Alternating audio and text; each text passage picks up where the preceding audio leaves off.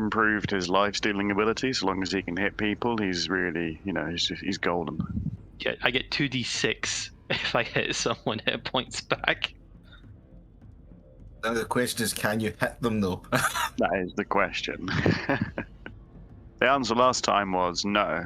He rolled double ones with advantage. Why did that roll a dice? Started in my initiative order, huh? Okay. Yeah, we did push on to the Elven City. Did we get any? What's the word I'm looking for here? We're getting clues. That's the word I'm looking for.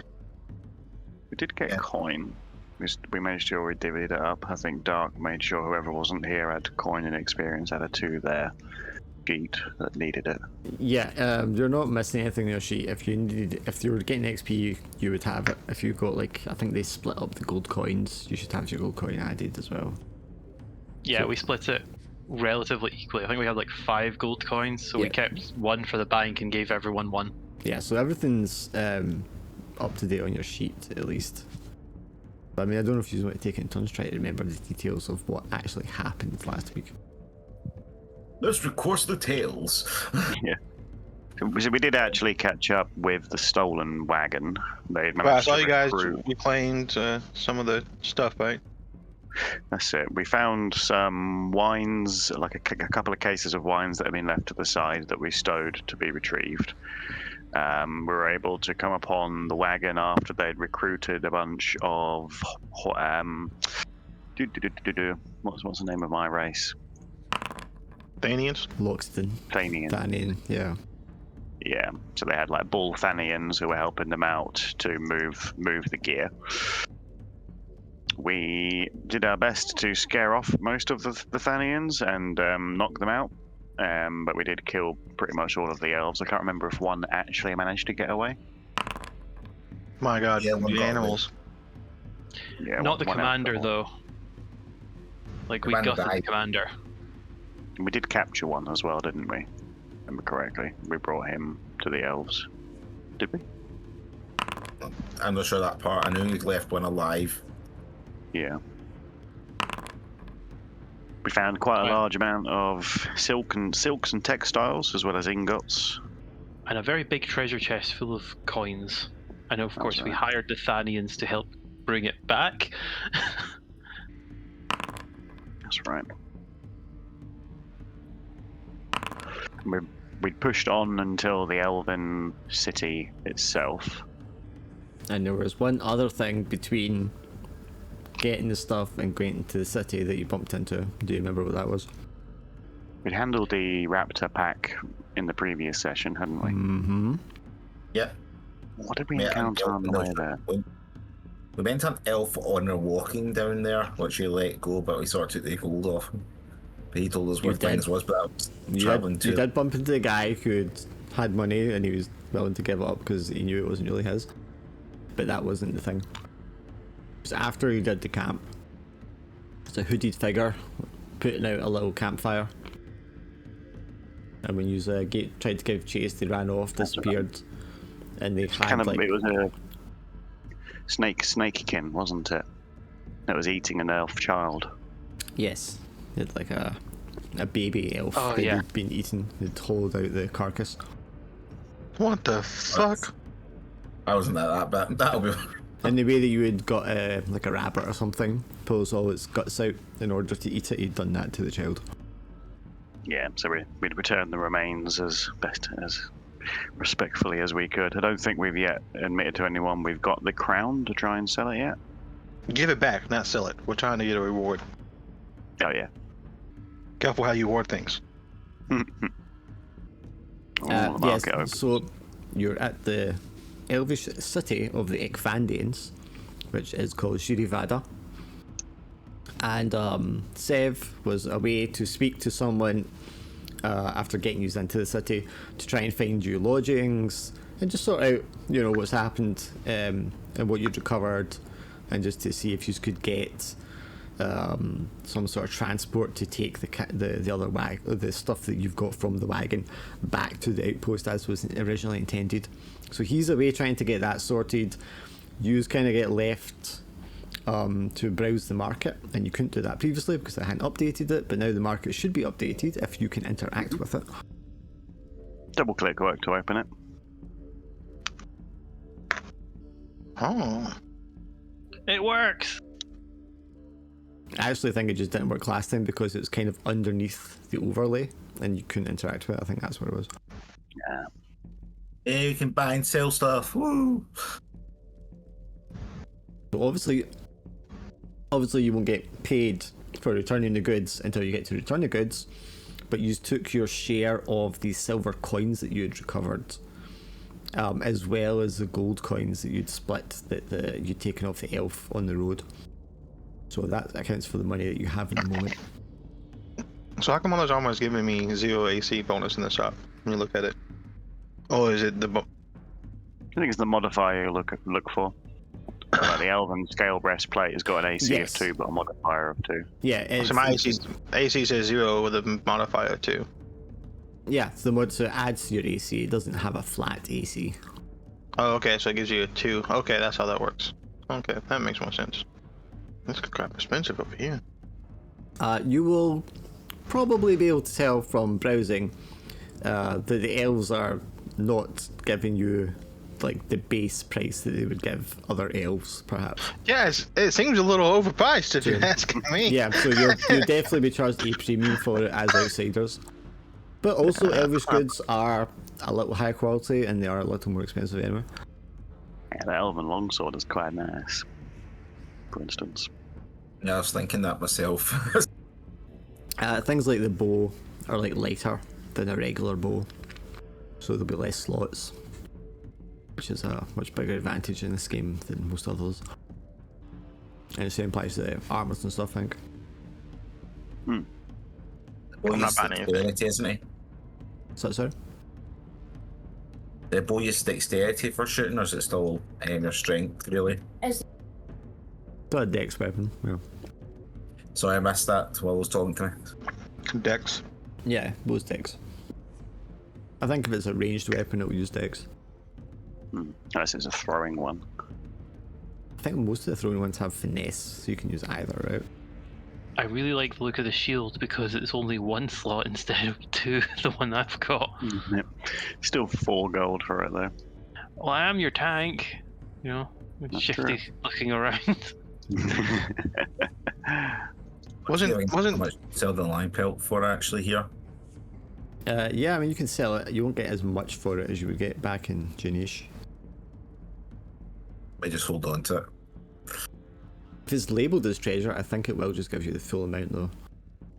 Like, it It's doesn't... not shopping the selling options here, I'm just looking for it. Yeah, if you're selling to the shop, the price modifiers apply, but if it is just listed as treasure in your stash, when you click, you know, the button to redeem it, you'll just get, like, the full amount. So it depends what it is. So I just click how do I click to read? Just to click sell treasure, and then it's there. So I just click that then. Yeah. So it just gives an extra gold, but I'll put that 1 gold from the lion pelt into the generic pot. Well, you can't do that because your guild hall stash is back at the other city, so you can't touch that here. You won't be able to spend that money here. I'll keep it just there and I'll put it in. Or I'll keep that for now and then I'll put it in later. Right. Anywhere that there is a black swords guild hall, you can use your shared stash because you'll kind of carry the credit over between, but in other places you wouldn't be able to. So then that one they did last session, they wouldn't be able to do technically, so they still would have had that gold on them too. What do you mean?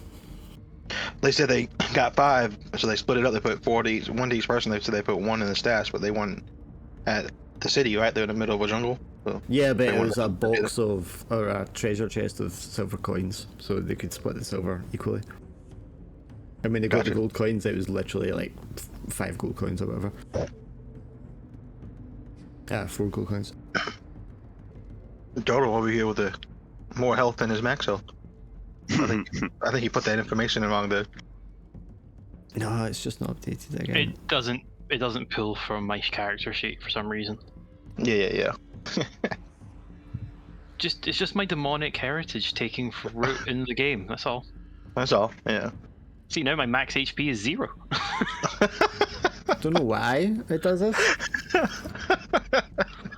But you have to set it 0 and then set it to the proper amount and it updates it. Like I thought his HP was 24. I was just, or 23. Yeah. I was just like, why does it say 19? He's like 5 of you put together, man. Why do you think I'm gonna hide behind him? He's my new best friend.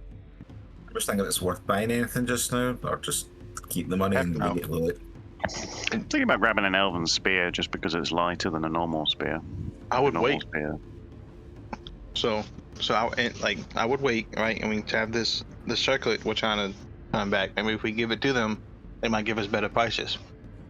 That's a good Well, point. I'm not necessarily hungry for a ranged option right now, so I can leave the elven spear until we leave if prices do reduce. Right, and if we have to go out on a mission before they give us a discount, then you could just buy it then, for whatever reason.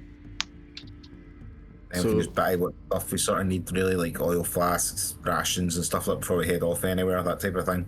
Yeah. You've still got to rest because you didn't get rest yet. That's true. I'm at 2 fatigue right now. Yeah, which is why you're waiting for him to get you like lodging so you could actually just hunker down for a bit. Wait a minute. Is there a Don't- fire station here? I'm worried. Don't do I knew he was gonna ask. Can I carouse here? You will be able to carouse, yes. There will be Uh-oh. there will be places for drinking and merriment, definitely. It's Brad, hold up. I need you Is to there a hold fire my money. station here. And the buildings are this like really polished sandstone, so I mean they shouldn't burn that badly. Alright. You know what? No, Durdle wouldn't cause a fire. He'd go the opposite. He'd accidentally like break the dam or something and flood the poor district. Hand over your money before you go carousing. That's all I'm saying. Yeah, let's not put all of our eggs in one basket because you give me all of your money and then I'm the one that'll lose it. So I also I'll thought be the about DC, this. the designated carouser. So I also thought that's because that's going to let you just like bypass all the consequences of that too easily. So like, if you're going on a bender for several days and you've given someone your money to hold or stash it somewhere, I mean you're going to be out your face needing money for that next card game or for that next run in the pub. You're just going to go to wherever you stash the money or go to the person who had the money and try and get it off them so you can spend it anyway. So just giving it to someone or stashing it isn't necessarily going to make it 100% safe. You'll have to do like a check or something like that to see if you can like. Brad, I need you to say no to me all the time. 2 hours Yeah. later, Brad, you better fucking give me my money or I'm smashing your knees in. That's like, come on, I didn't mean it. Just one more game. Brad. I didn't mean it. What do you mean though? It's my money. Come on, you know I'm good for it. I've lost these last 16 card games, but I can feel my luck about to change. Wind's about to turn, Graz. He said the next one's on me, and there was someone that said drinks, but I'm pretty sure he means I'm gonna win the next one. Then just look at the shady dealer if you're flying the card in front of his hand, and as like once come out his wrist, all of a sudden you just notice. You give him the money, you sit down to make sure he doesn't go ham with it. And he sits down all drunken, barely able to hold his cards the right way around. And you look around the table, and Fucking back to front. everyone else around the table is like fucking stone cold sober, like giving each other like hand signals and all that kind of shit. I got a new nickname last night, guys. They called me the Gold Mine. I'm not sure why yet. Must be because I'm a dwarf. I'm really looking forward to the carousing roll now. We gotta do it now. It's like we're joking about all this, and then we get the exact result. Like, I really want to see what we roll. It'd be great if we just keep getting the same result in every town we go to. So everywhere we go to, we're known for A, setting a fire, and B, getting barred. Like one thing I could see is like you guys are just like there's a heritage, so you just tie Durdle up to a tree, and somehow Durdle still causes a fire. And I'll see the wanted signs now. Is Durdle the walking natural disaster wanted? Like Trigun. So obviously, Sev will be off. He's a soldier. He'll be off to report, what happened, the circumstances that you guys came around, and that you actually went with him and some guards to recover the stolen goods and to put down the people that had stolen them. And obviously the Thanians that were with them were just there as labourers. They weren't party to the actual ambush or anything like that. So he's going to go off and explain all that. Godfrey had mentioned to him about the crown, if I'm remembering correctly. We did, yeah. I was going to do it in last session, and I wasn't here for that, obviously, I guess. But before we got to the city, if I had been here last session, he would have known about it, yes. Yeah, I believe you did mention it to him because you were sort of like testing the water. If he speak for you. We had something, but we needed to speak to higher up, which is why we were looking. I think you told him that you'd found something, did you not? Because he asked you like, right. in wonder what circumstances did you come across it, and you explained to him, and he was kind of like, Oh, that's true. Yeah, that's true. I did. Yeah, so he was kind of like, I'm not. I mean, he's a soldier. He's not to deal with these kind of. He was like, obviously, the object was well known enough that he'd heard of it or knew what you were alluding to, and maybe he knew something about the circumstances in which he'd been told that it had gone missing or whatever. So he seemed, I don't want to get too involved in all that sort of thing. So what I wanted to ask you was, would there been any other details you might have filled him in on before he goes off to report things? I feel like I recall us telling him that we did found it in a lion's den. Yes, I believe you told him the tale, pretty much. Yeah. Just to give him the. Didn't he say the guy was of like someone important, wasn't he? I mean, obviously he's got the crown, but like, was he? Well, we didn't know anything. We didn't know anything about the guy, but there was the only thing we know besides that he died in that was that we told the one elf in the city of Janice, whatever it's called. Yeah. Yeah, I forget the elf's name, but we did talk to him about it too. So maybe Well, the city guard, one of the Black Sword members, yeah. Yeah. Make a note of their names. So I would have told him that, like, how we even knew to come here and look to talk to somebody was that we had talked to another elf and they pointed us in this direction. Yeah, because I'm pretty sure you told him you were looking for a diplomat because you were told that was the person that would make an introduction for you and stuff. Yes. So I'm just trying to figure out if you've given him any extra points or told him to say something or not to say something in particular before he goes off and reports, because you guys being mercenaries, you would know that being a soldier he would give like the fullest report that he's able to give because that's their job. I can't think of anything from the session I was in that I would like ask him not to talk about. I don't know about last session. Or if there's anything something you got in particular. Or if there's something particular you wanted him to highlight or make a note of for you or ask about for you on your behalf. Would be good to make a point about our find and who to correctly speak to for it. I would just tell him to like what like we are mercenaries, right? So while we do want to return this because it's the right thing to do, we also want to get paid because people trust you more if you're not doing something for free. You're doing something for free, they might wonder like what's your real motive here, kind of deal. So that would be something to emphasize. Like we are doing this because we want to get paid, on top of it being the right thing to do. I can't think of anything else besides that. He was on the way to that. We couldn't tell where he was headed to, could we? Where he was going when he left you at the market? No, the guy we found in the lion's den. Like, there's no way to know what he was doing. I mean, you have no idea who he was or what he was doing.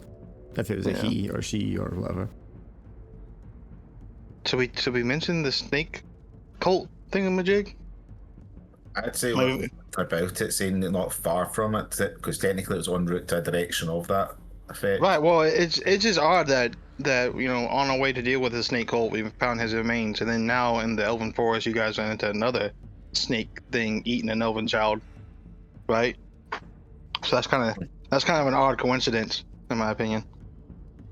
I'm all for sharing knowledge and information if it helps these people. Right. Okay. So I think I've got it catch that. So you are kind of mulling about the market, looking for things and being like, maybe not just now, maybe later when we get a better grip of what's going on in the lay of the land here. You're probably going to be left hanging for a couple of hours before anyone comes back to fetch you. And Sev will come back with 4 like elf guards, halberds, wearing sort of turquoise robes in chainmail armor, and they will come marching into the market, and people are like, "Well, what's going on?" You know, standing aside and moving out of the way of them as they come in. And Sev like gets up onto a barrel and kind of looks around till he sees the very obvious Loxton and Leet, and then like motions the guards towards you, and the 5 of them approach the 4 of you. My friends, he says to you in Sylvan, I've spoken I've reported in to my commander, and we've been given an appointment with one of the king's advisors who wants to speak to you immediately. Would you please come with us? Sounds promising. No arguments for me. Are we done in the market, lads? It's like Godfrey for translating. I'm still Godfrey. Is it normal to see the king's advisor about something like this, and not, I don't know, the king himself? I'm just imagining Godfrey, like the elf speaks to us, we all stare at the elf, and just one just turn and stare at Godfrey. Well, I guess we get up and go. Yeah, we got an audience with the king's advisor, which is, I don't know. I don't like the sound of that either. You are escorted through the market, down through a few streets in the city. The architecture is like immaculate. This really clean, newly almost like polished sandstone.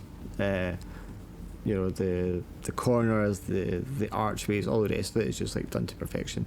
And you go through.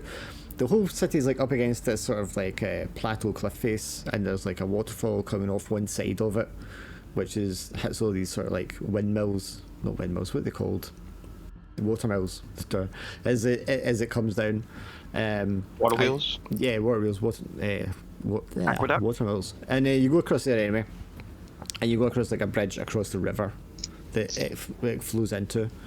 And beyond that, there's like an artificial network of canals and like an artificial lake that's been kind of created. And in the centre of that, you can see this stepped pyramid, which is clearly the palace, just by the gardens, the wildlife around it, the guards that are around it, and all the ornaments and statues and such.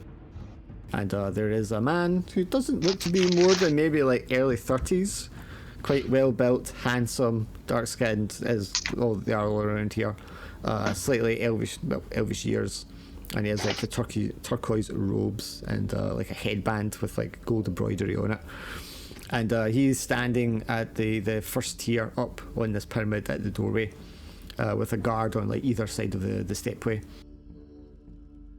as usual, like brought up to it.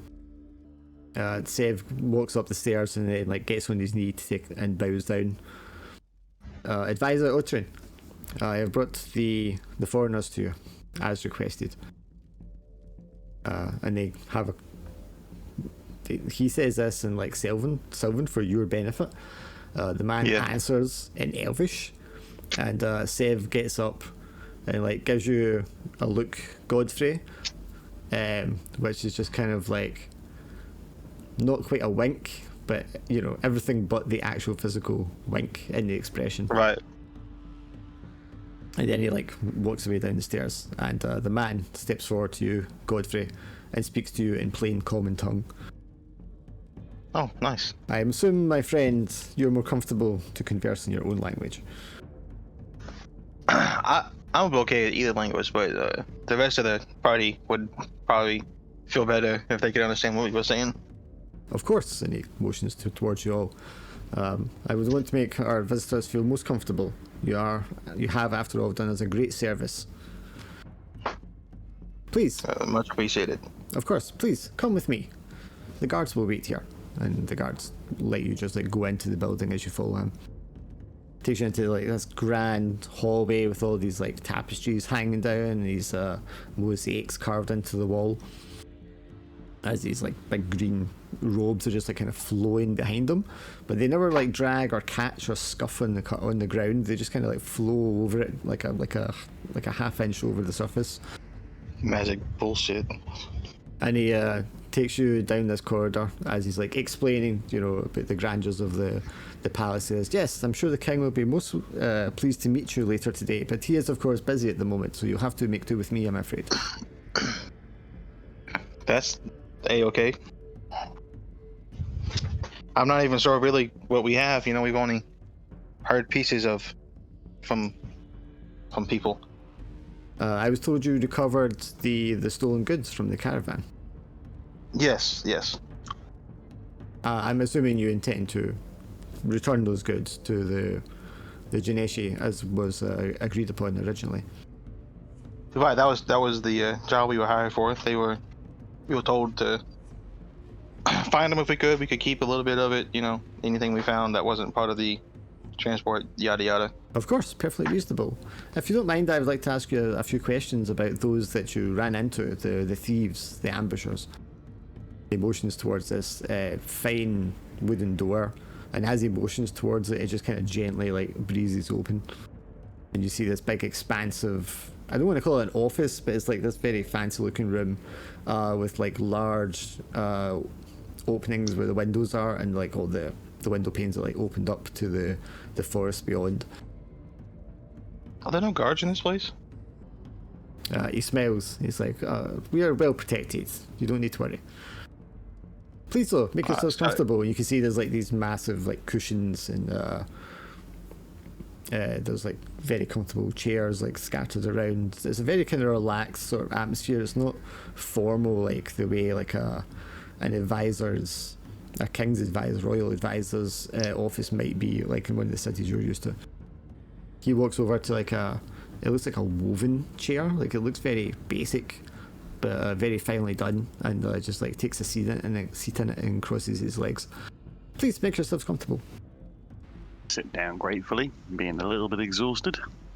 There's a moment, Braz, you think this chair's not going to hold my weight, but it seems to take your weight quite easily. I don't know if I'll sit down or not. I think I'm not. I think I'm gonna stay standing. And he's looking around to see if there's any wine or drink anywhere. Yes, there will be a table at the side that has like a picture of wine and very like tall, thin wooden glasses. Wooden cups.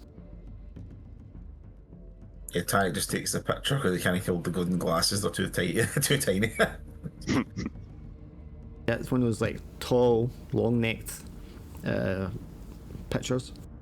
It's a sort of bluish green glass it's made of. But you get the rich aroma of elvish wine coming from inside.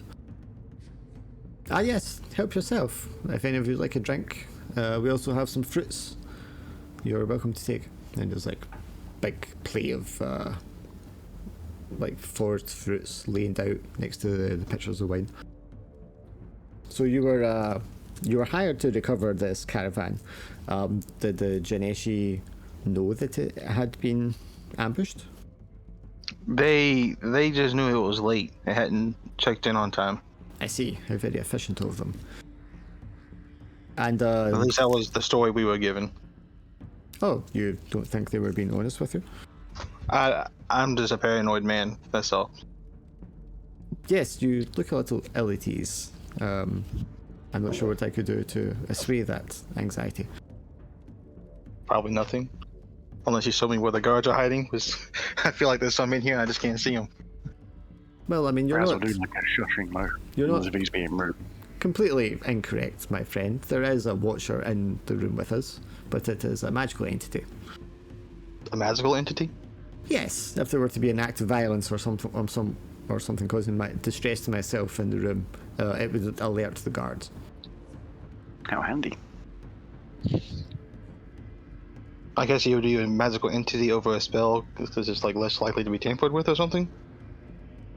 Like, why wouldn't a spell accomplish the same thing? Well, a spell would require commanding the entity to do my bidding. That's not the way that we like to do things out here in the jungle. Huh. Interesting. So the during your recovery of the caravan, then you came across what our soldier Seville believes to have been Lirail soldiers.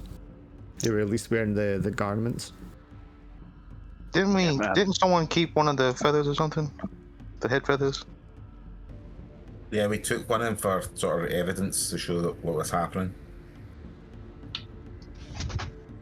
Take it you want to. Yeah, I remember show him that now. Sev certainly handing us something like that as well.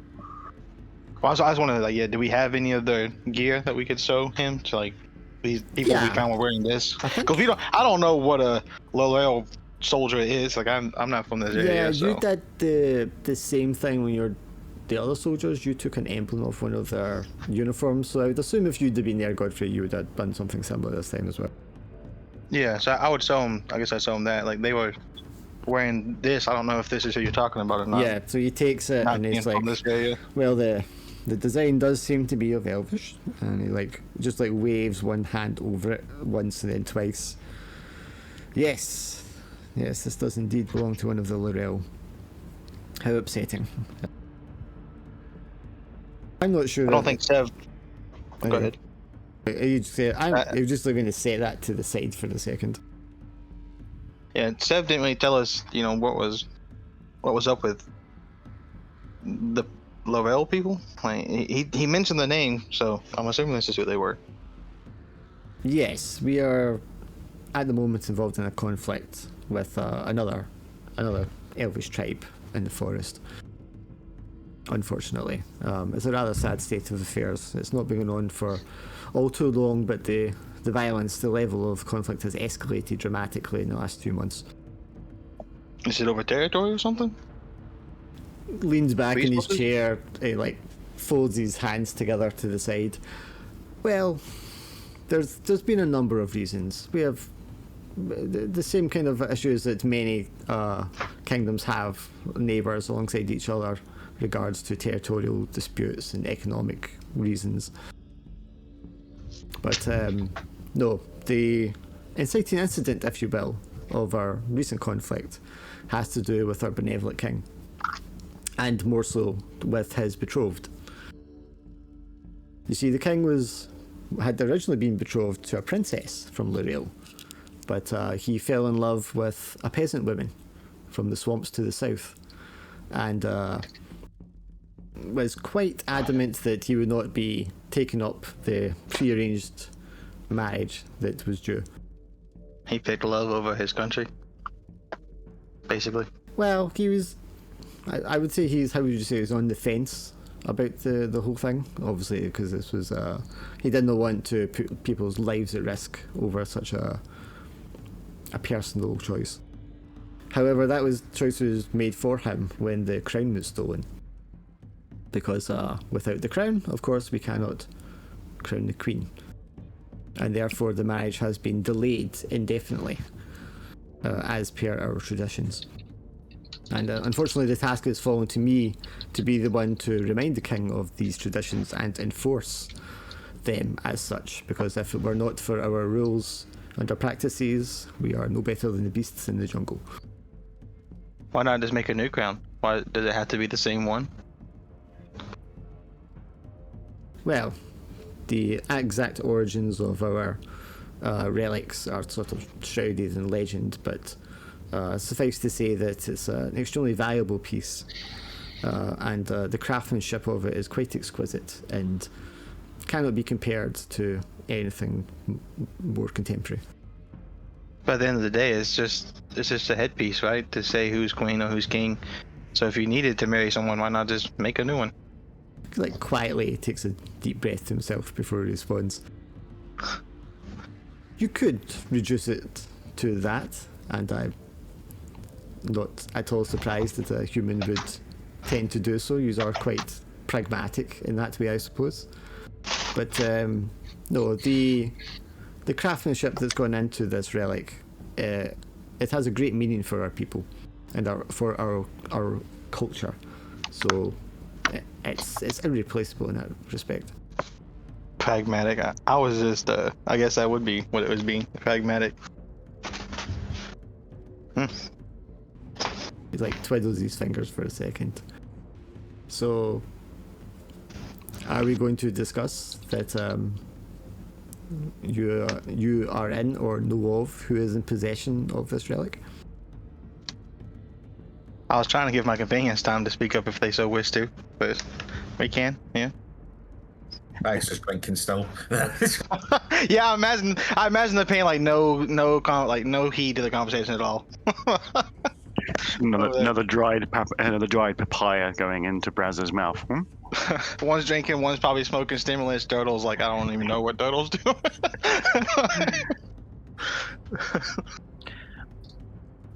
I feel like Durdle is probably. Actually, what would Durdle do? So we getting paid or what? Like, I think that's how I picture Durdle.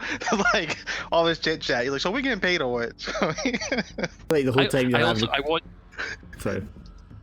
Sorry, I'm just thinking like, because obviously Godfrey was able to like filter all the conversation. There's a part of me that wants to imagine that Godfrey at one point said, "Oh yeah, they're only paying like 1 silver each," when the actual thing's like 5 gold. And Durdle's like, that's a bit tough on the pot pay, but hey, money's money. Well, you're speaking in common, so you can all understand what you're saying. Yeah. This is common. Yeah, we're having this conversation in common. Yeah. I was just picturing him explaining to Godfrey, but watching you all interact, because obviously Tank goes off, starts drinking.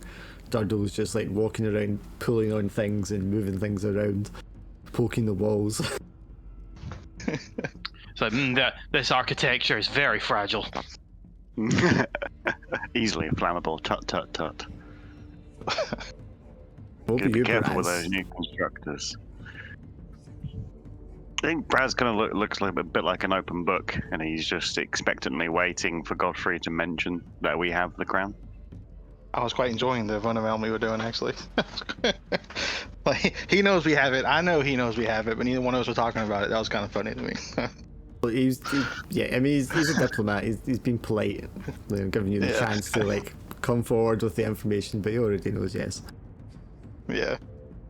I had to cast a spell in order to retrieve the item that we think is what you're looking for. Is that okay? And he leans forward for a second. You'd have to cast a spell. What nature of spell? It's kind of like a pocket dimension. It holds a limited number of items, but this way no one else could get to the item without me casting the spell, so therefore no one could take it from us or we couldn't lose it. You see? I see. May I ask, and he like throws an eye over to Durdle as he's saying this, what is the nature of the magic that you practice? Mine? Yes. Meanwhile, Durdle sneezes, his eyes flare red temporarily while he's poking at a building. I guess a lot of my magic would be based off of illusion, I guess would be the best term to use. I see. Which I know doesn't sound good with me coming to you with a supposedly priceless artifact, and I practice deception-based magic. Yes. It's just, and he waves a hand, and there's a sort of like a slight glittering of the air as he does so. Your friend here, I can sense, is drawing his power from the divine, and your other colleague, the dwarf, has a inherent darkness, which is quite disturbing, but not immediately destructive. But for yours, I can sense only a shadow. Well, that kind of does describe my magic. Like I do things based off of deception, which would be changing the light or making things dark or making shapes appear where there is none. But I don't draw my power from the divine or some demonic influence. Right, well, of course, as you can understand, that is my concern. I don't want, demonic manifestation appearing in the middle of my office. While staring at Durdle. Yeah. Well, not to be insensitive, but he was born the way he was born. He isn't practicing dark magic or anything of that nature. Right. And I'm trying not to pass judgment on your party's composition, strange as it may seem. I'm just a little wary exactly of what you might produce here. Is literally just opening pocket dimension using a cauldron of all things, and out pops the items that I have stored in it, and as simple as that.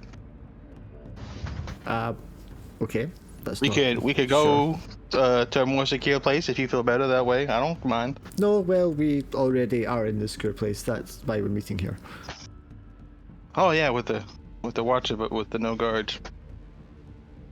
Yes. So, I mean, you can perform your spell here. That's not a problem. But I just wanted to give the chance to explain that beforehand, so that the wardings and such aren't unduly set off and the alarm raised. But you may proceed. Critical failure. Fucking No, not critical demon failure. pops out. For some reason, the demon is just Durdle. He's just shifted over halfway the room. He's confused. He's like, So I Dad? guess like, for his point of view, I guess like a cauldron would just like, I don't know, how would I do this? Bubble out of the ground, I guess would be the best description I could. That's how I would do it. And then like it just spits out. I think I spit out all the items. Just gonna spit out the one item I want, which would be the gold circlet. Alright, you just pull it out. His eyes go wide, and then he like breathes and like settles himself for a second. I see. He doesn't move his hands to like reach out for it, but he says, "Would you mind bringing it closer so I can study it?" Sure, I would walk closer, I guess. He purposely doesn't, make a motion to like reach to grab it or touch it or anything like that. He just like carefully looks around as you hold it in front of him. He does that for a good 30-40 seconds. Would you mind turning it around for me so I can read the inscription inside? Sure. As you do that, you hear like footsteps, the clanking of like armor, and the very like fast, like someone's like striding down the hall, footsteps. And he reaches up his one hand and like doesn't touch the crown, but he puts it on your arm, Godfrey, and he says, "Hide that." I would put it in the cauldron. I guess I would like take a step and toss it in because it'll just disappear when it goes back in. The doors for the office like swing open, and this beautiful young elvish woman, covered in gold and turquoise robes, flanked by like 3 guards either side, like just like bursts into the room. She doesn't look angry, but she has like a very serene, calm exterior with this sort of like seething undertone of violence just like simmering beneath it. That's the kind of like emotion you can like feel off her exuding as she like comes into the room, the guards. And without even raising her voice, she just like sternly addresses them. She's like, "Otterin, why are you taking in these guests of ours without making introductions?" And he stands up and then bows down. Is this also incoming, or are they speaking Elvish? They'll be speaking Elvish. Okay. But you So we don't know what the hell they're saying. You pick up his name and she says like Otterin, and then he turns around in common and says to her, "Your Majesty, these are our friends that have retrieved our soldier and the stolen goods. Gentlemen, Guess I would bow. this is Queen to be Anashavi Olahana Vanish." Yeah, I'm just gonna bow because I like my head attached to my shoulders. She looks around the rest of you. She'll get a polite bow as well. There's a moment where he considers attempting to repeat her name, but decides better of it. I think Tanny's a tiny bit drunk, so he's just sort of like wobbling a wee bit and looks like he's doing it. It's like, in fact, he's just trying to make sure he's standing up. Steadies himself. Did I chip, or am I still standing? Okay, we're good. Okay. What does Double do? So this very like royal-looking person is I'm not guessing approached, but everyone's sort of like greeting them. But she bursts into the room, speaks Elvish. He says in common that she's the queen to be, and she looks around and everybody else sort of bows. I guess the feeling like Durdle sort of like turns when it happens, saw the Elfish, and then kept resuming the book, then heard it, and then was like, "Oh, Queen to be," turned round again, and then it's just like everyone's bowing, so he will awkwardly bow because he's not really been around royalty. He doesn't know what to do, so he just mimics everyone. Can Just if I think. can Durdle and Godfrey and Braz all make wisdom checks? Even with my whopping wisdom. Oh. Ugh. 4. I rolled a 4. Here we go. Like I said, with my whopping wisdom score here. I mean, Braz. Trying to think. Because obviously you're a cleric and you're not like a more inherent magic user like Godfrey is. What's your sort of relationship when you're like around magic? Because obviously there's magic present in this room. Would that be something you'd be kind of like aware of when you come in to the area, or would you have to actively like do a prayer or read something to get that, or would you get that at all? If it's not like there's obvious a magical effect going off, and I don't think Braz is somebody who's sensitive to like arcane magic. If it was like a ritualistic divine spell or something like that, it would probably cause him to maybe realize something's going on. But if that's not the nature, then he's probably quite deaf and dumb to stuff like arcane and witchcraft and the like. So things that are like have a ritualism, a practice to it, a ceremony, or something that's to do with the divine astral, you might pick up on, but you wouldn't pick up on other types of magic. Yeah, maybe the opposite as well. Maybe his divine senses would be attuned to picking up things like, you know, the infernal or undeath, but things like, you know, somebody actively walking around with mage armor on probably wouldn't trigger with him. Can we? So this is a weird question because it's not like combat, but could we take fatigue to try and re-roll our wisdom? You've still got luck. You can spend your luck if you want. Yeah. I don't know. Yeah, I'll spend luck. I'll try it. Yeah, because Godfrey's not going to get it, and neither would the other two would pick up on anything. But with the 15 Godfrey, yeah, you're going to sense not only, you know, the warding and the magic present. So when she comes into the room, it's a different like flavor of magic, not the same that's been used in this room, which you would assume is like elvish or forest magic or however you want to think of it. Hers is definitely a different flavour. There's a different sense to it. And as she's like casting that gaze across the room and everybody like takes their turn to like acknowledge her or bow or whatever, you can feel something sort of like waving over you for a second. Clearly emanating from her gaze. And then she continues conversing with the advisor in Elvish so that you can understand it. And you might pick up on the sort of like undertones, like it's polite, it's cordial, it's civil, but there's a very, you know, this is like people fencing with words kind of thing. Right. Yeah, you can feel Politicians. I don't even say it's like a tension, but you can tell like they don't like each other the way they're talking to each other. Yeah, politicians, you know, taking digs at each other while sounding polite, you know. Yeah. After a few moments, she like waves her hand around, indicating you all, and then like holds an open palm out towards Durdle, and then like snaps her fingers shut, and then points at him, and then they have a bit of back and forth again before her and the guards turn and leave the room. Durdle will like look at his hand and just sort of open it and then close it quickly and just kind of like staring at this sort of gesture and going like, what does this mean?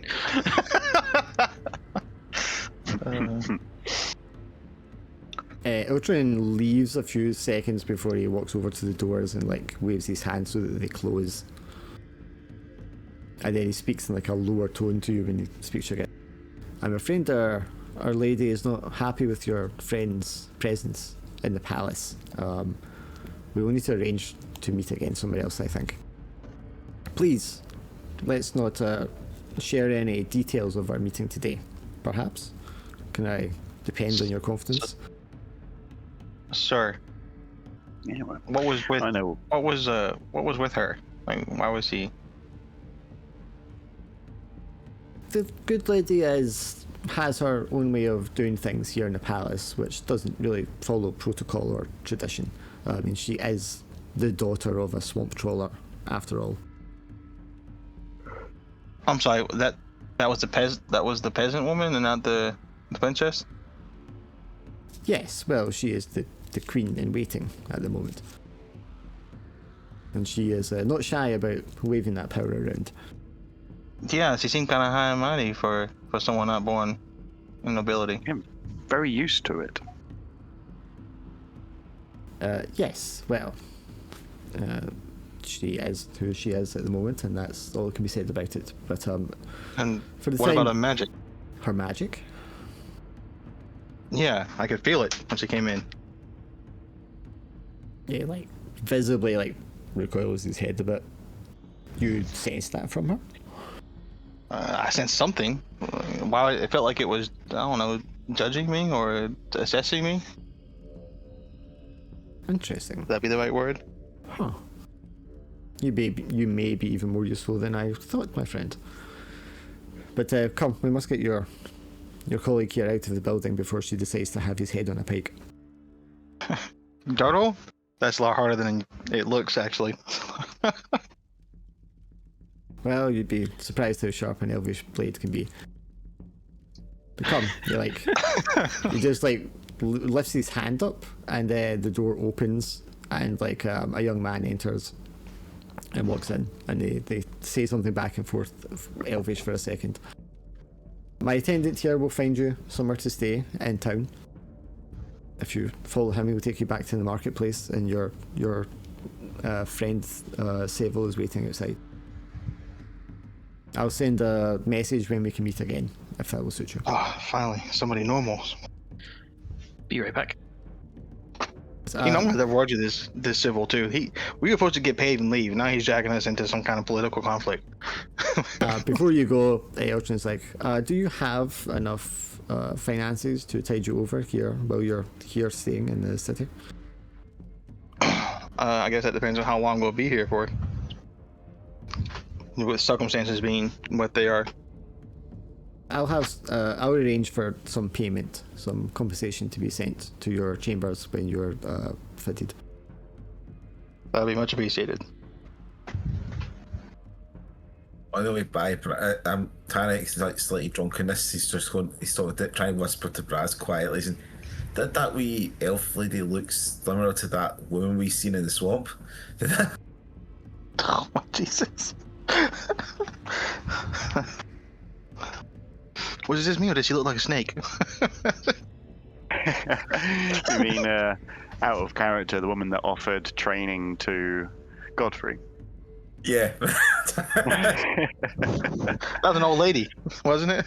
That's an old human lady. Yeah. The Tarek line thing doesn't really care about age or anything. Just thinking they look similar. They sort of look similar. Was it just me, or did this beautiful young woman look like an old lady to you? He's very drunk. He's already in the elf fight. She looked like she hang out in a hut that's on chicken legs by any chance. Yeah. Hey, getting paid a little bit extra money is never a bad thing. Especially since all the prices here are jacked up. You will be taken outside the palace by the attendant through like a side entrance rather than the front. And Sev will be standing there beside one of the guards as you exit the building. Yeah, I need to talk to him about that wink. The wink that he didn't wink at me. Like, what is that about? Like, you supposed to get me paid. You got me drugged into some political nonsense. But that was not a wink. You mentioned the crown, and I thought you would want to speak to the person most directly involved in that whole affair. We did speak to him, and now we're in some kind of other mess. You didn't return the crown? He asked me to hide it. No, I can't tell him that, actually. We discussed what we needed to discuss for now. Okay, I was going to say... It was just a lot more trouble than I thought it would be. He looks nervous as well. He's like, yeah. Oh, okay. Right. I don't tell him too much. I'm just like, that did not go how I wanted it to go. Like, don't wink at me. Like, you winked at me, I thought it was going to be good news. Yeah, well, his reaction when you come out is like, he smiles. He's obviously expecting you guys to say, oh yeah, it's all went great and like stuff, and then you're like, oh, that didn't go well, and then he's kind of like, oh, well, that's not good. Yeah. Draw us into intrigue, Sev. Political intrigue. You winked at me, I thought it was all good. Then I get in there, and it's not all good. This is terrible news, Sev. Him and the attendant have a small conversation, and then Seb's like, "Oh, okay, I know where they're going to put you up. Yes, it's a very fine establishment. I think you'll be very comfortable there." I guess it depends on how much drinks they have, because I'm sure my friends will. The first thing they do.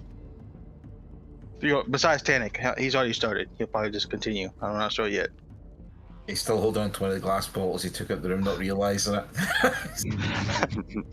My thing is, Tannic, is what's he gonna do when you finish that bottle and it's a real good high quality stuff, I'm assuming, and you go to drink something from a bar here and you're like, the fuck is this?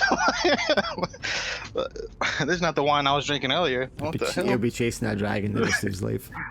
Yeah, he's like, I just had some real good shit. Now you're giving me some real bad shit? Like, what? So the escapade of that night is a barrel of elven fine liquor has disappeared. So Sev and the attendant will take you back down through the market to what looks to be the sort of higher end of town, like where all the merchants stay. And there looks to be like a fancy hotel there. And you're told this is where like all the merchants and travellers like come and stay to pay for the more exquisite rooms. And you're being put up in not one of the most expensive rooms in the building, but you've been put in a place where you have your own rooms, your own bed, your own wash basin, and towels and that kind of stuff, which is very, very high market compared to what you would normally be expecting. Most places you would be sleeping on like in the same room on piles of straw on the floor. So to have like beds with linen and all the rest of it is like very, very high price. We're not paying for none of this, right? No, you've been put here at the behest of the royal advisor. God damn, it's nice to have friends in high places. Tell you what. I can get used to this treatment. So the attendant will take you in there, hand you off to another young man, and he will take you up the stairs, and he speaks very good common. And he will give you all your rooms, he'll give you a key, he'll explain to you like the times that the maids come round, that the watchman comes round and all the rest. And tells you when the meals are served. And this is all, accounted for. And then after that, before you've even managed to settle in, he'll come back around and he'll give you all 5 silver apiece. This is just a token of thank you for the time being from the royal advisor. Nice. Very nice. Well, I won't say no to token of appreciation. It'll last long. Yes. After showing your rooms, like Seb's going to make excuses. He has to go and speak to his own family, and obviously he has to go about delivering the bad news to the families and friends and colleagues and people who were fallen. Yeah. I don't envy him. Maybe that's why he's lingering around where he's getting shown around and stuff like that as well, because he's kind of put it off to the last minute. But at that point he has to go off and do it, and you are left to your own devices. I would go with him if he would accept the company.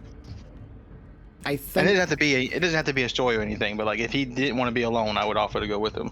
No, I think he would recognise he'd have to go off and do that on his own. It might be a bit weird if you were tagging along.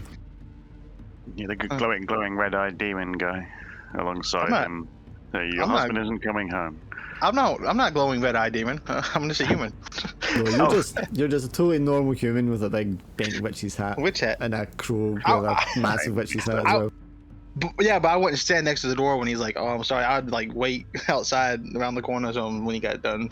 Like death. I understand that would be weird. Like death hanging around the corner waiting to take them away. It'd be fine. It was an offer. It's fine. Yeah, but you still have most of the afternoon to do anything you want to do. I got nothing I want to do, so I'll learn Elvis. If you're planning on staying here for an extended amount of time, you could do that.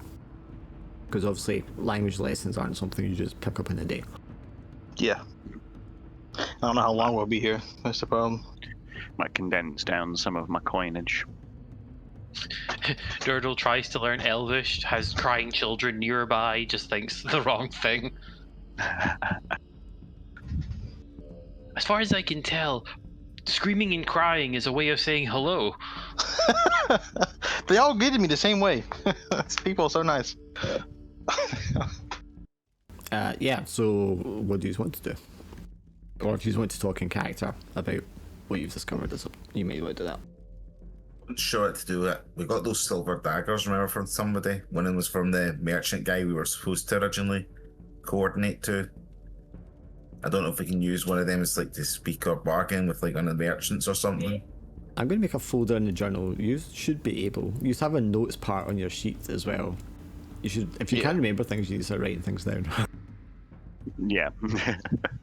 There was 2 silver daggers when I was here at this session. I don't know if you guys did anything with them last session or not.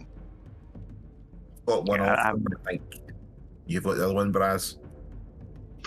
No, I would have picked it up if I did. Durdle has one. Durdle has one, and I thought we gave the other one to Tannic. Because I Yeah, picked up a one. spear for, and you guys were holding them to like throw them at enemies. Well, they were good because certain enemies are weak to silver. Like we knew that much, so we were gonna sell one and keep one. Is what the plan was. I can't remember if we found anything on them, if it was engraved or anything, stuff to try and do something. No. With masters, weapons or something, I wasn't sure. No, the daggers weren't engraved. They were just silver coated, which was fair enough on its own, I guess. And we showed them to Sev. That's just to like we found a guy who had these, and he was like, "Oh yeah, that was the merchant or whoever." I apparently lack the permissions to update my journal. Need to come up with that as well. For you, or did you say me as well? I got me as well. That message came up as well. So basically we were just gonna sell one and then keep one to use against someone weak to silver or something like that. You should have permissions to create journal entries.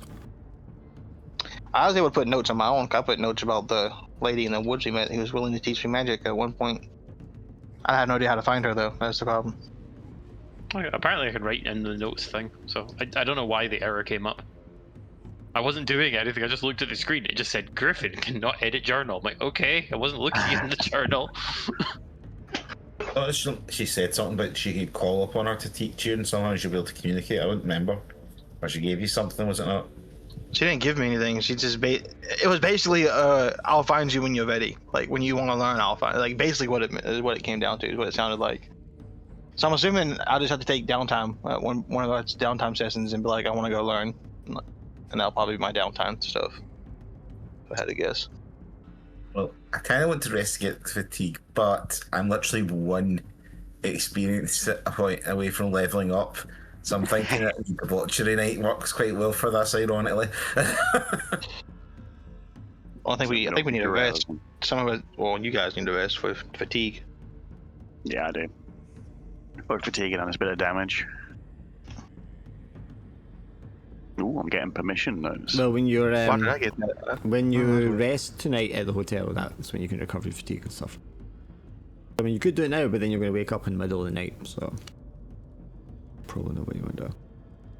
Should we carouse then rest?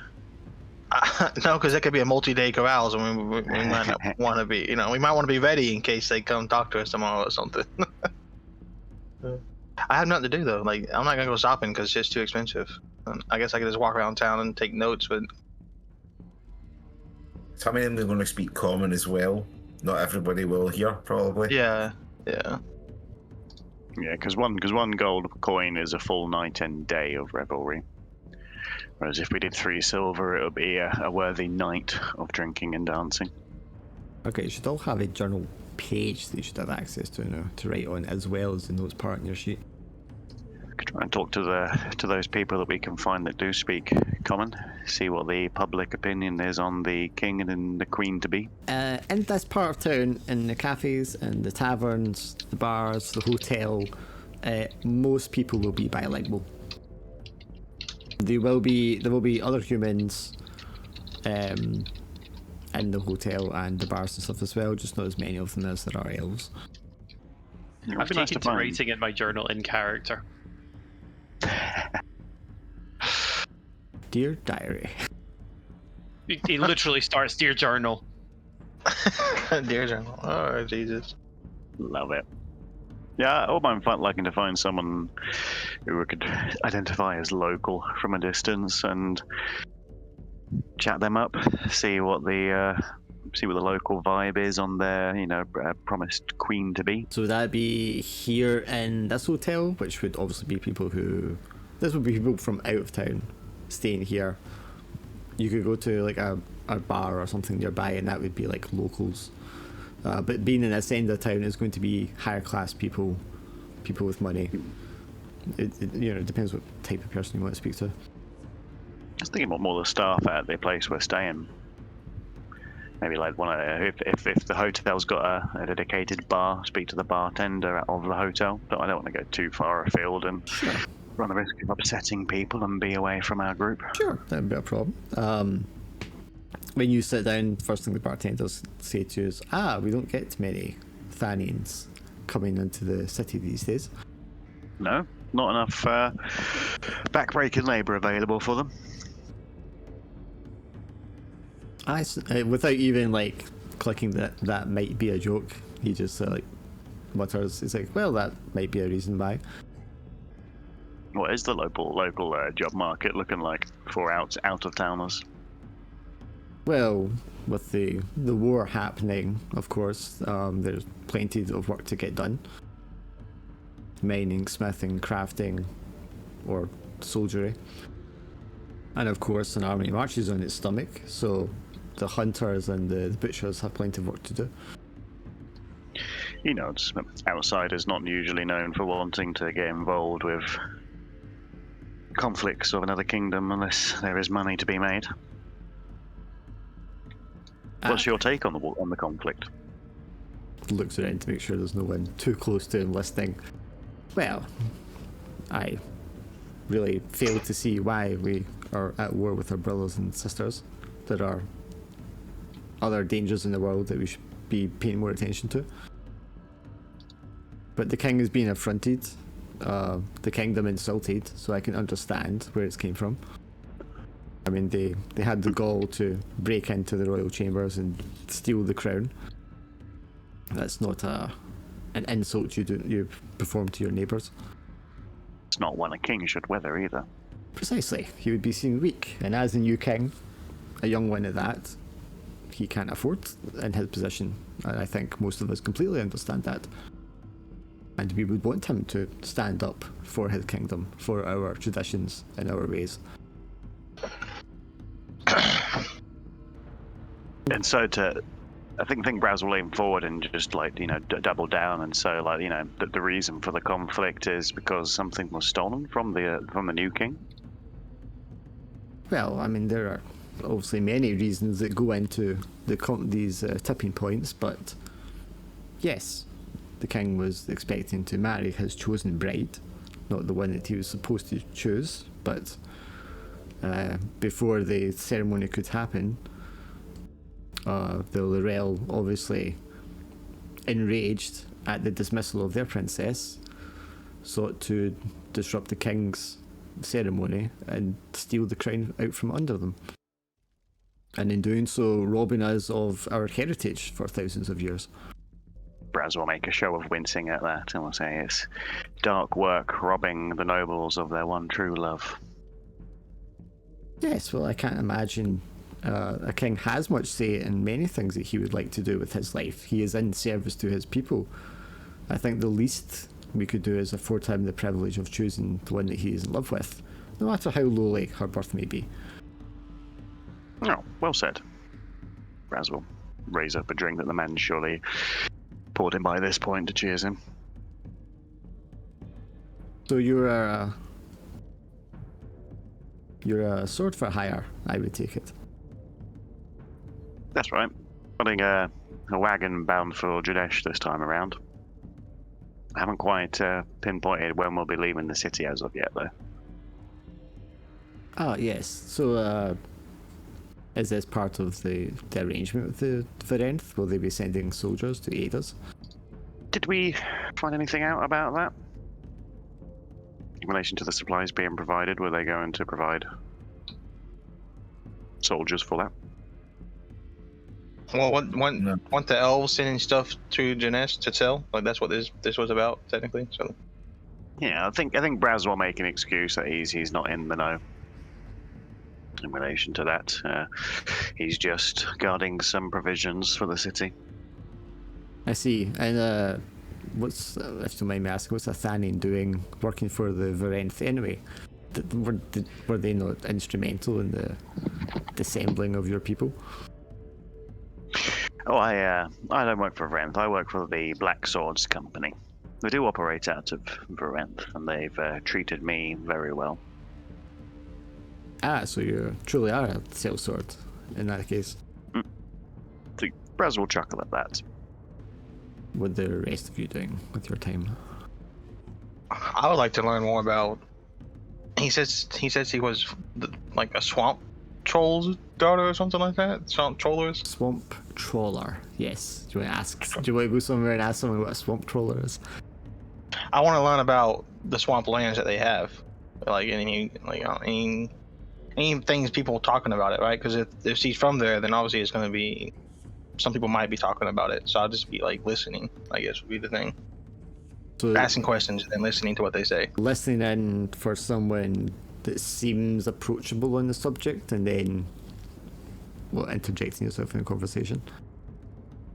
Right. Okay, give me a charisma check.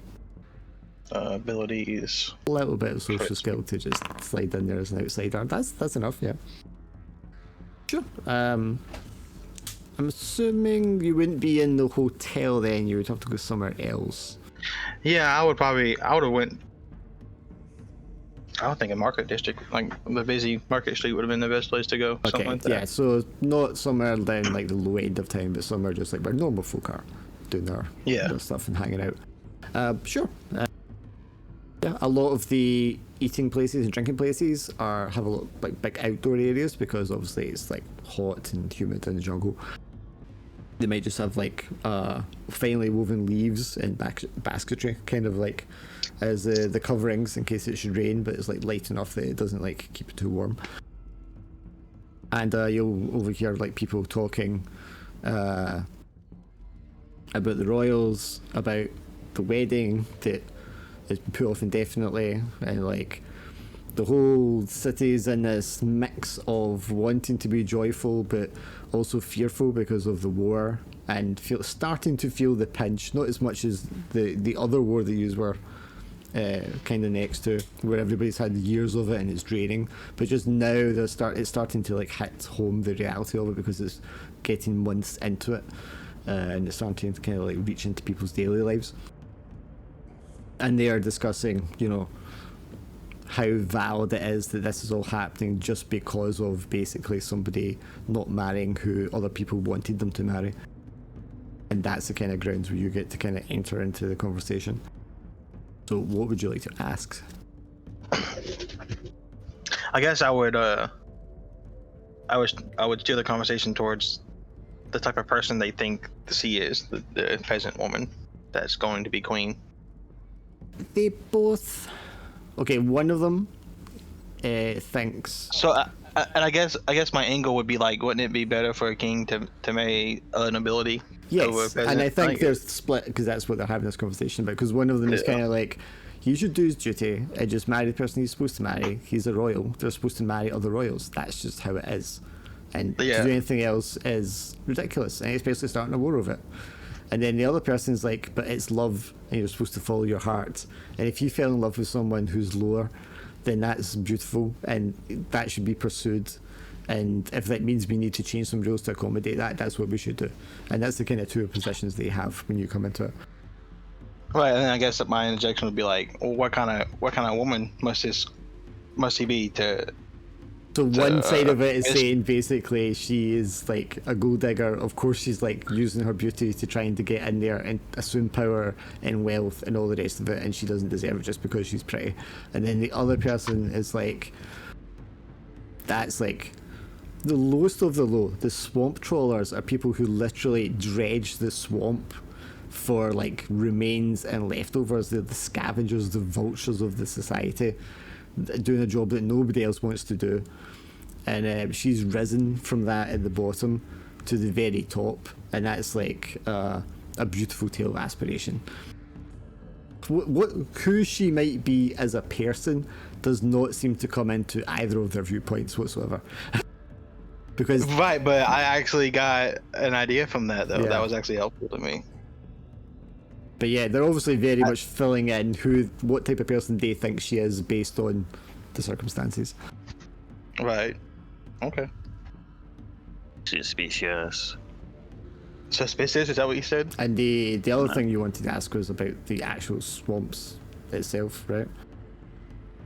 I would ask, but this would be more about like rumors or legends, I guess, because like she had a weird magic about it, right? So there any kind of stories involving magic or something like that when it comes to the swamps. Yeah, well, I mean, the swamps to the south, the deep swamps, as you get into them, are inaccessible to most people. They're very dangerous. They're full of like poisonous creatures, crocodiles, venomous snakes, man-eating bugs and plants. And old legends tell of like tribes of horribly disfigured, mutated by magic elves that dabbled in dark magics and transformed themselves. And that's why you're not supposed to go too far south into the swamp, because it's this forbidden area that elves can no longer inhabit, where the magic has been corrupt and like disfigured them all. And then the other person says that's nonsense, it's a bunch of Thanians, just primitive beasts that kind of like roam around in the muck and eat people. Thanians, huh? Yeah, Thanians. Not men, not beasts, but both. I think I'll leave that conversation there. Thanian not being a culture itself per se, it's a description of half man, half beast, or something in between. anthropomorphics. Yeah. I just picture all Suntanic just walks by. Godfrey, there you are. Where's your round? It's my round. What? I ain't even been here. No You're time not to gonna get get on the a round. free drink out of me. Tell you that much. So Tanic, is Tanic just like wandering around getting hammered? Are you just like enjoying the ambience of the city? He is, and he's also ranting about snakes because he's getting really annoyed because he's just scratching on his mark that he's got and his wounds now. It's sort of like that mark seems to sort of like cause the same sort of itching feeling on his sort of marks. I imagine the humidity and such of the jungle atmosphere doesn't really do much to help that either. So he's just pure drinking and ranting to people about snakes. It's just snake people, they're pure annoying as anything and just waiting anyone to drag in about it or anything. Whereas Godfrey is trying to be very discreet and make inquiries and pick up hints, you're just like yelling at people, what about the snake people? Child-eating snake people. Eating children out in the forest. What did that to my leg? There's a 13-headed god in their ruins. There's a reason I didn't go out with anybody else.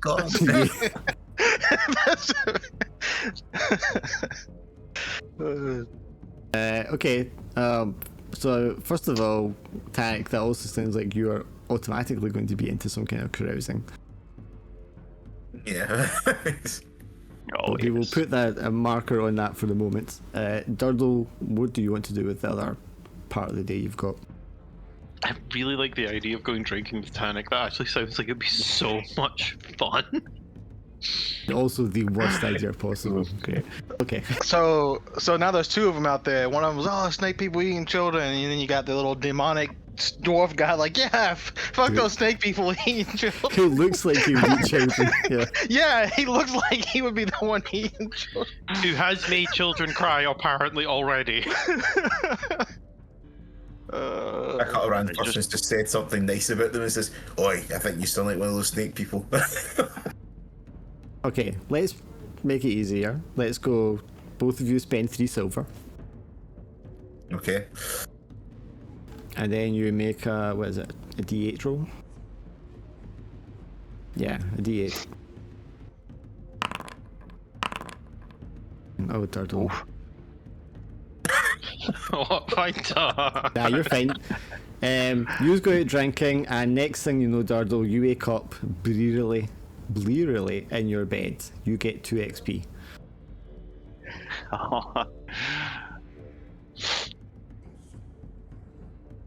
Tank, how much money do you have? Quite a bit, I think. I've got 4 gold just now, 14 silver, and 4 copper. Hang on, Jesus Christ, how does everyone have so much gold? we're gonna have to calculate this, yeah. I wanted those gold technically for the team base that I'm supposed to give back. So technically 3 gold. Oh, so good idea you're holding it then, yeah. Yep. 20% of that. 54. Who can do mental arithmetic was 20% of 54? 11 almost. 10.8. Yeah, yeah. Okay, so lose 11 silver, Tannic. It could be worse. It could be worse. He You says. very much, I mean, it says the Thieves Guild biked you in on a rigged bet for 1/5 of your wealth.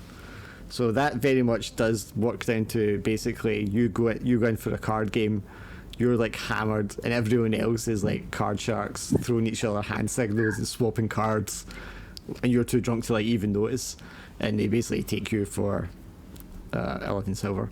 But you get 4 XP. Oh yeah, because we have a level. Ooh. How do they do it again when you get a level up? I can't mind. Well, just enter in your new XP, and when it's enough, it'll give you like a little arrow signal, and then you can click on that, and it'll walk you through it. Very nice. Oof. Damn. Got 8. Nice. I don't say it doesn't say any. No, Why? What the fuck? That can't be right. I said roll 1d8 for the thing. For hit 18 points. results. Why is it taking 18 results though? I don't know. I just clicked on the hit point thing. It's roll dice. It says d8 on it in the dice thing. Okay, well that's obviously wrong. It looks like you choose one. No, of it's the giving following you it's results. giving you like every single option in the Rangers table, which is wrong. Hang on. It gave you 18 whole bonuses randomly. I can see a huge pile of bonuses in the talent section here. Yeah, but you don't get all of them. You only get what you get. I think. Oh no, I know what it is. Because when you roll a 12, you get to pick. So you do get to pick any one of them. Ah. That is all the results in the Rangers table. When you get 12, you just get to pick which one you want. Oh, cool. So he dragged one of those from chat onto his character sheet then. I think you should be able to click on it. You drag it from the. I don't know if it gives you a pop-up you need to drag it into, or you just drag it onto your sheet. It'll be one of the two. I think I'll just be right back. So many options. Well, I mean, you don't want any of the +1s because you would take one of the +2s if you want a stat boost. Or you can take one of these ones at the very top. One of the four options at the top. Yeah. Okay. So either take one of the 4 options, or you take a +2. Yeah. I mean, I'm intrigued what the increased weapon damage die is, but I like +1 melee attack and damage. Or they got I the think- +1 I melee think- attack and damage The already. bumps- I think the increased weapon damage die would up it. If you had a D8, you'd roll like a D10 or Yes. D12. Yeah, Right? it goes up a die size. Yeah, I've already got that already. So our lowest is always a 2. What? Um, That's not what that means. It means that instead of a Right. D6, you roll a D8. Instead of a D8, you roll a D10. Yeah. Oh, that one. All right. That's what increased weapon die means. He has a +1 to melee already, which is why his minimum damage is always 2. Yeah. Oh. Which is a different thing. Or you can get advantage on your Yeah. herbalism check. You're all right with herbalism, right? Thanks. Increased weapon damage, I think, is probably one of the better ones to maybe get, I think. Plus what? Melee, because you're melee, you don't use ranged, right? Yeah, I don't really use range, so probably, I think. Is that basically my checks? Like when I'm doing my checks to see if it's successful? Yeah, you That'd get be that? +1 to attack rolls, melee attack rolls, and +1 to the damage of those rolls. Yeah, I'll add that to it then, yeah. Do I just drag onto my character sheet, or do I do... Unless it gave you a different pop-up to drag it onto, you just drag it onto your sheet. I don't think it's working for me for the talents thing. I mean, I can't do it for you. You've got to do it. You've got to just drag it onto your sheet from the chat. Unless it gave you a pop-up, which means you need to drag it onto the pop-up. Because that's what it did when you initially did the characters. I don't know if it does it when you level up after that though. So when you're level 3, you do get an ability, is it? Or is it only because none of them are like highlighted, they're all sort of shadowed out? Right, I can't see what you're seeing, so I don't know what you're talking about because I don't have a character that levels up to look at it. Can you take a seat and just drag it and see if it works? I could, but I mean, when I look at his sheet, because he's still in the process of leveling up, it's still You want me showing to his change arrow his and all that kind of stuff, so I can't, I don't want to interact with it and end up doing it double or something. Right. Just click on the option instead of click and drag. Just click on the actual option in the chat, right? Yeah, that's what I would think. Yeah. Minimize your sheet though, and make sure you don't have Yeah. like a box or something under that opened up that you need to interact with. Because that's how I done it. I just interacted with the chat, This is and that nothing. automatically done it all. Yeah. Yeah. Because I did the roll thing for that, and then I clicked it, and then it says talent, says drag and drop here, so I clicked the wee box Right, thing so- on the right. Yeah, drag it and thing. drop it into that box then. Drag it from the chat and drop it into that box. Not let me drag anything across.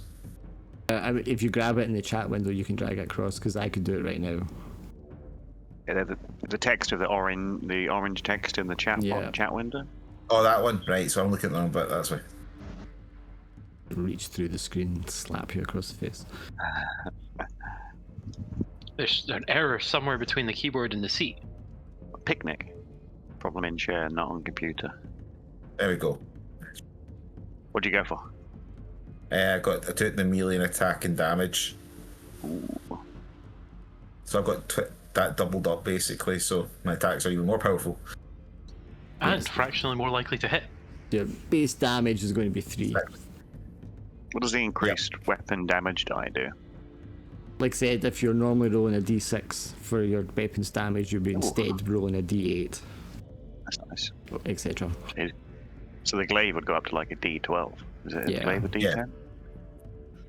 Dirty. Yeah. But obviously, So the next plus one's more sort of reliable. Yeah, 1 and 1 is still. Next time I get an upgrade, that's probably what I would go for as the weapon increase thing. Got to survive to level 5. Okay, so Braz, you go and like look for some information, as does Godfrey, but they're going on the Randan for the whole night binge drinking. Are you guys just going in to get rest? Yeah, I got one Yeah. good enough. Fatigue. Okay, so you get 2d3 fatigue back. You don't have to consume your rations because you will be fed. I had exactly 1 fatigue, so I'm not gonna bother rolling. Yeah. If you forgot any spells, you can get d4 back, and if you're missing any health, you can roll your class dice. And at that point, you'll all get your luck back as well. Hey, what about me? So I just spent mine technically. Yeah, you get You your have back. acquired the rare Luck Plus. I'm not even upset about that. I'll take that. Is that 5? I just Sorry? give myself the correct amount of hit points. Did I go from 6 to 7? Or should I have gone up to 9 now? You had 2 hit points, and you were at 6, so you should be 8. Yeah. My health is almost as big as Dordle's now. Now, the one thing, so who's here? Tank, you have fatigue. Turtle, did you have any fatigue? I Did you not have any? had 2 fatigue, which I just got rid of because that's you roll 2d3, Yeah, and I had 1 yeah. HP lost. So You I just got get rid of them. advantage on a con check, so do you want to just roll that for me? I'm pretty sure you'll get it anyway. go. Because obviously you're out drinking all night, so you might not necessarily get the required rest. Fair. I apologize. Yeah, you're fine anyway, because you're the dwarf. Tank, can you make a con check for me? You're going to need a 9. Well made that one. It's a great thing about Elvish wine, there's no hangovers. Oof. This stuff's amazing. I definitely need to steal a barrel before we leave. So you can remove your fatigue as well, Tannic. And you will all wake up refreshed the next morning. Mostly. What do I do here? No, I think that's going to be fine. The attendant will be there in the morning while you're downstairs chowing down on this delicious breakfast that's put out for you. Some grilled fish, fresh fruits and vegetables, and just like a nice lemonade that they've made for you as well. Gorgeous. And the attendant will come usually like halfway through your breakfast. I'm forgetting this guy's name because these elf names are just a pain to remember. Otrin Urizirios. He will come he will say, Advisor Urzirios would like to meet with you today if you have the time. We haven't got any plans made. We can go and meet him. Well, he will come to the hotel to meet you within an hour, if that suits you. Look around for confirmation from the others before giving them a nod if there's no arguments. Nope, No I got no argument here. arguments. Excellent. I will inform him that you will be here for his attendance. And then he disappears. You have like an hour before he shows up. Is there anything you want to do? Get the skinny from these two then. What did you get up to last night and how much did you lose? He's counting his silver. Going 1, 2. Damn snakes. That's what he's shouting as well. He's counting it. I have a vivid memory of the other guy playing a hand of 5 aces. Which of course beats everything, as you were told. Which beats everything. Yeah. Thinks they're damn snakes, every one of them. All snakes. It's a city of card sharks, Tannic. Braz, you were like talking to the guy at the bar. Would you also have like taken a stroll around town or done anything else with your evening? Probably would have done. If those guys are off, you might have seen the sights, see what the local skinny is like. I'm imagining, being the cleric that you are, you just try to scope out the local like temples or whatever. Yeah. So they See, Sorry, you go. I was going to say, see if there's one for himself, one for Saint Agnes, or if there's one of those all-faith churches available. Not St. Agnes. There will be a small church of Madeira, and you can see some humans in attendance. There would be a church of Ord, and there does seem to be quite a few people worshipping there. But then they also have another one which is a uniquely elvish god, and it seems to be this sort of like man with a boar's head symbolism in statues, and it's a very grandiose like hotel with like a canal and like artificial lake around it, stuff like that. That Yeah, seems to be the predominant religion in this city. Yeah, it would certainly intrigue him if it's one that he's not familiar with, and he'll probably look to learn a bit about it, what their practices are. I think the priest there would be quite happy to converse with you about their religion. This is the Great Boar Harav, which is one of the avatars of God that they worship. And this is the avatar that speaks to the people of the Ekvanda. Not Geed. No. I think Braz is very polite when learning about other religions. Lots of, oh, fascinating, oh, tell me more, type of chatter. So I'm just imagining every so often just like a stimulant break. It's like, excuse me while I break. Right, I'm prayed.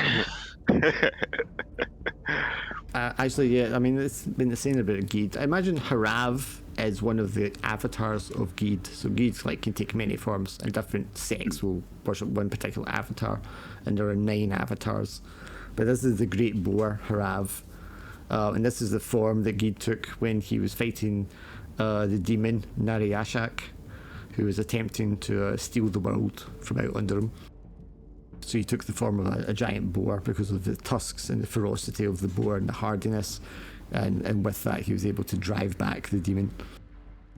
And the strength of that avatar is like personifies the strength of the Ekvanda people, and that's why they've adopted it as a like primary worship. Noble story. Certainly one to hold up for the people to worship. You can see around where you might think would be normally a cemetery around the temple, it's just like a forest of trees, planted fairly close to each other, all varying ages and sizes. There's no headstones or anything like that, but there's like lots of trees. Yeah, I think Braz will indicate it to whoever it is that's taking charge of educating him, and he will ask them if that is how they will honour their dead. It looks like a strange custom. Well, in Elvish, like Vanda is the root people, and we are called so because when we bury our dead, we plant a tree above the grave, and that person's soul grows into the tree. The great jungle avenger, this is all Ikvanda, as our stories tell. This entire rainforest is our ancestors and the trees that grew from them. Gives those left behind more something personable to speak to than just a flagstone. Yes, our spirits live on for time eternal as the tree. Of course, not all other Elvish tribes believe in this, and they think we're arrogant to think that the rainforest is because of our people, but this is the truth as our legends tell it. What was the name of the game of L? And we're friendly with the Ekband tribe. The Lorel, the other tribe. Lorel.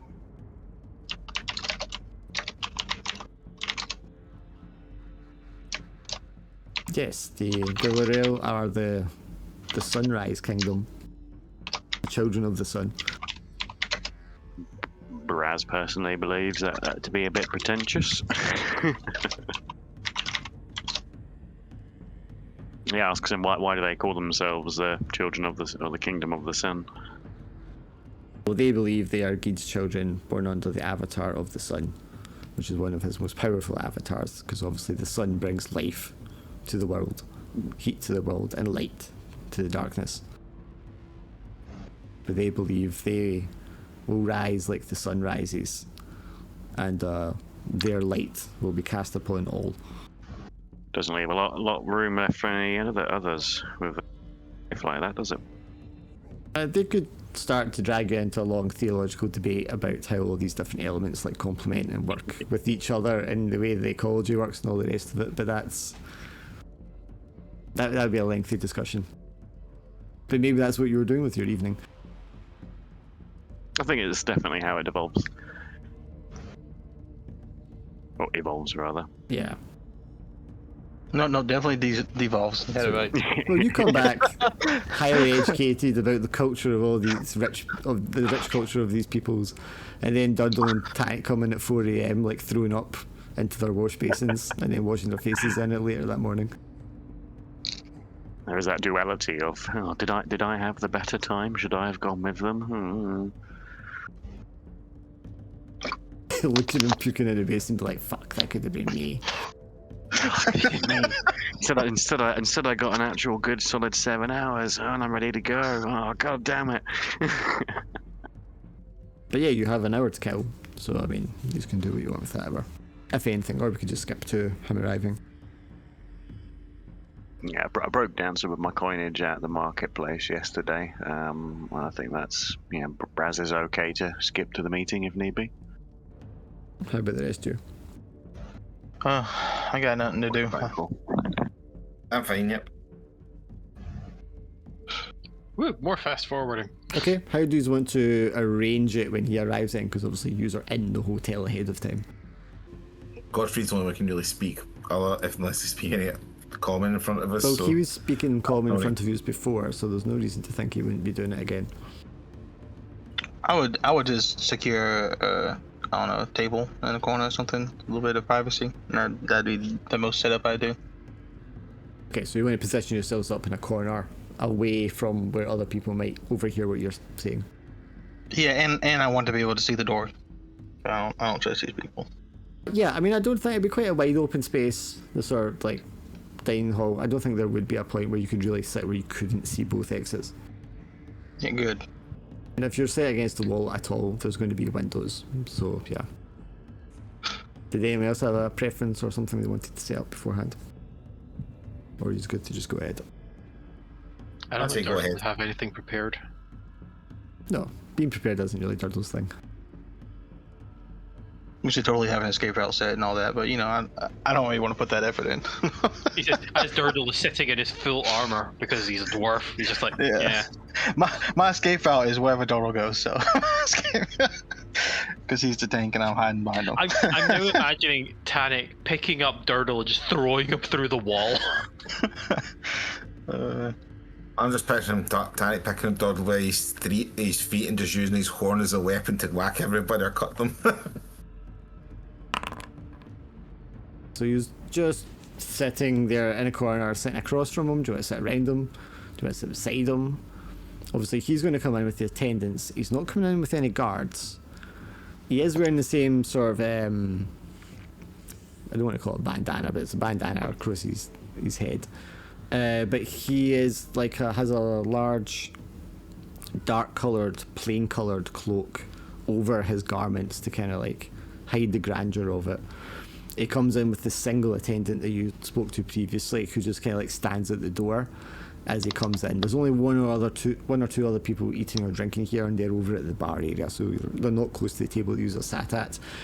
And he comes over, just walking in normally, and sits down across from you all. Thank you for taking my message, my friends, to meet me today. I'm sorry about our interruption yesterday. I'm sure that seemed a little out of place. But yes, you've brought this crown to me. I'm assuming you're looking for a reward for handing it in. That was the intended purpose, yes. I will be happy to make payment to you in return for our precious artifact. But I think we need to be careful about the way in which it is presented to His Majesty. His Majesty is obviously working on the presumption that our political opponents stole or arranged to steal this artifact in order to put a stall on his marriage. And we hid it from the Queen-to-be for what reason exactly? Well, it's a delicate situation. He spreads his fingers out on the table and he's talking. It's a delicate situation, my friend. It may not be in the kingdom's best interest for the king to marry his beloved. And as you made clear or suggested yesterday, if there's some kind of magic going on that we are unaware of, then this is a very delicate situation that must be approached carefully. We're not entirely sure what the nature of this magic is and if it will be harmful to the king or others in the kingdom. But I mean, this is not something that you need to worry yourselves about. You've returned the relic to us, and it's very much appreciated. I think it would be best to discreetly have a transaction, and I pay you for your efforts, and then we'll sort you out with transport, and you can be on your merry way. That sounds perfect. Just to formalise things, he reaches into his cloak and pulls out a scroll and lays it on the table.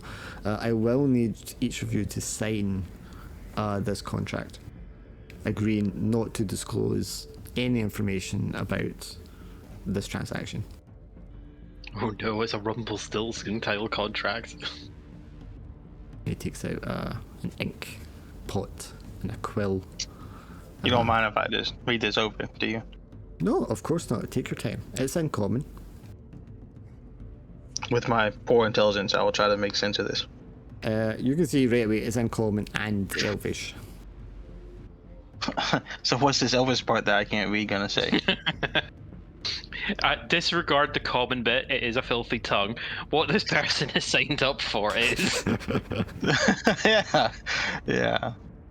That's the question I ask him. So what's this Elvis part that I can't read saying? How am I supposed to know what this says? Well, I mean, this is a contract for our Elvish law, so it has to be in Elvish as well as common. I've taken the liberty of, or the courtesy of, translating it into common so you can actually read it. And if I want to take it to a second party to get translated?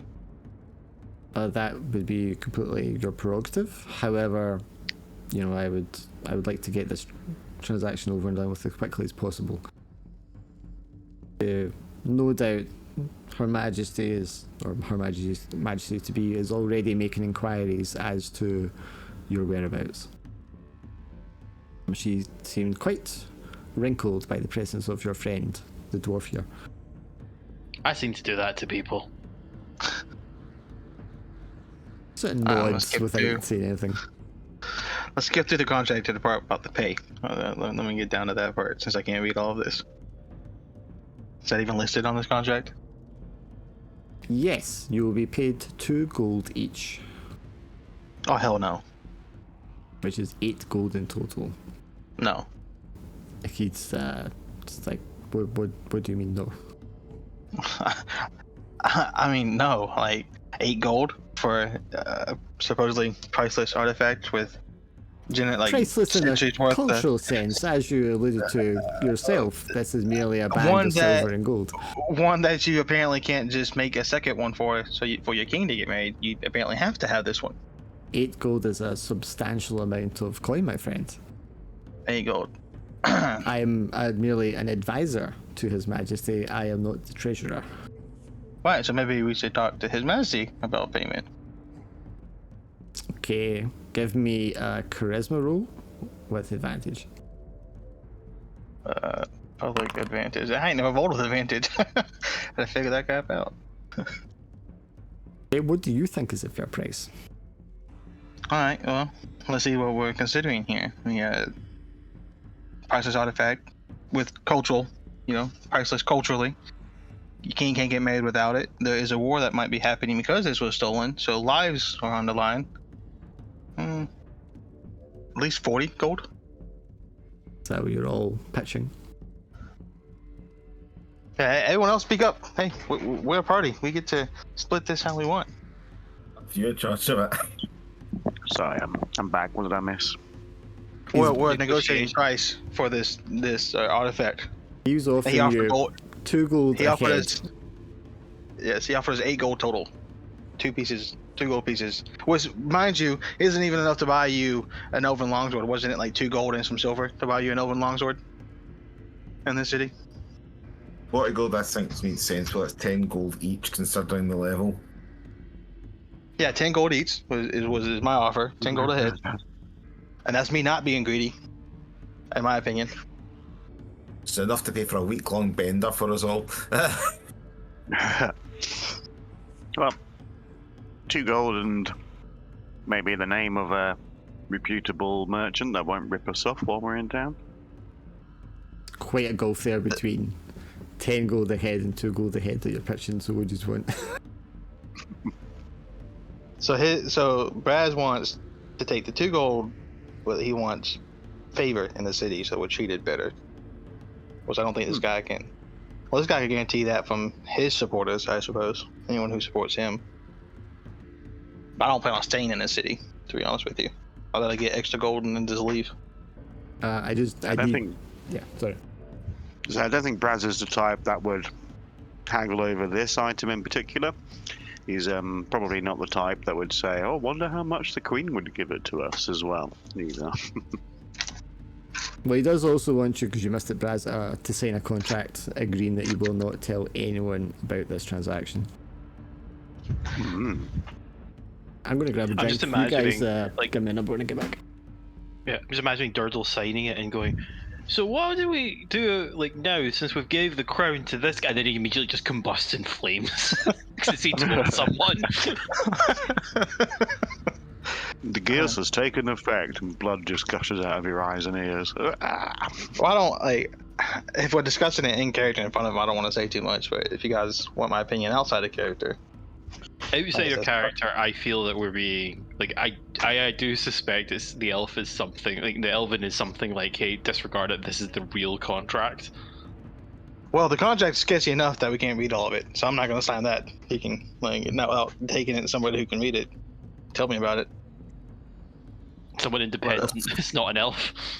Well, even if this is some random person on the street, who won't have time for him to do what I agree with what I say, kind of deal. I'll let take it to some random person. Hey, what does it say? I can't read it. I don't see about checking the contract for any magic on it, potentially. Is there anything that's signed that also got a tiles? If it attaches anything to us or whatnot. Right, and obviously this guy wants us to do this and not tell anybody, because I don't think he wants the king to get the crown. I think he's the one who sent it off in the first place, in my own opinion. Well, yeah, the fact that he's keeping it hush hush is obviously suspect. It doesn't matter to us. These aren't our people. So, what's your number? No one's giving me a number. I'm still the only one who came up with the number. So the guy has already offered us 2. Yes, you could take 2, sign the contract right now, no fuss, and go on your way. But Drac rolled his charisma and he's won it, so you pitch your number and the guy is probably going to agree. Well, I'm saying 40, 10 ahead, and I get this contract looked over by a third party, and then we sign it if there's nothing fishy about it. Sounds like we're asking for too much, but yeah, if you want to try it. I think he's asking too little, personally. Me too. I'm trying to be nice with going 40. I thought I was asking, that was too little. I thought you guys might want more, but apparently, I would say more because I'm thinking if you terms of things with cost and stuff.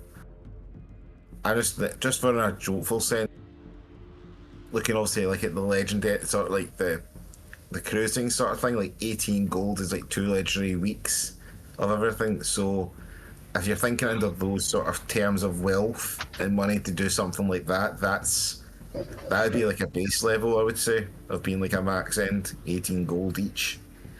So just do 20 and make it even, 80 gold total to be 20 gold ahead. I think that would make more sense. If it's a royal item and it's worth that much of like over awards regarding it and everything. Right, they went to war because he didn't marry who he's supposed to, and this crown went missing. So now there's like tension because of that. So potential war coming, or the war getting worse potentially. And he's trying to hide it. With me, he knows that I know that he's trying to hide this. So what's your number? 80. I'm throwing down 80, and then we get this contract looked We're at up by a to third 80 now? party. Okay. Yeah, we're up to 80 gold. Times 10. He said 2 gold. We'll times it by 10. We went 80. Well, you done. Okay, so imagine the conversation goes back and forth for a bit. He's calm because he's a trained diplomat, but you know, you've kind of got him over the barrel here with the whole secrecy part of it, and ultimately he relents. He's like, fine. He slides the contract over, takes the quill, scores out, and then writes in the new amount, and slides it back over to you. 20 per head. Durdle's frothing at the mouth.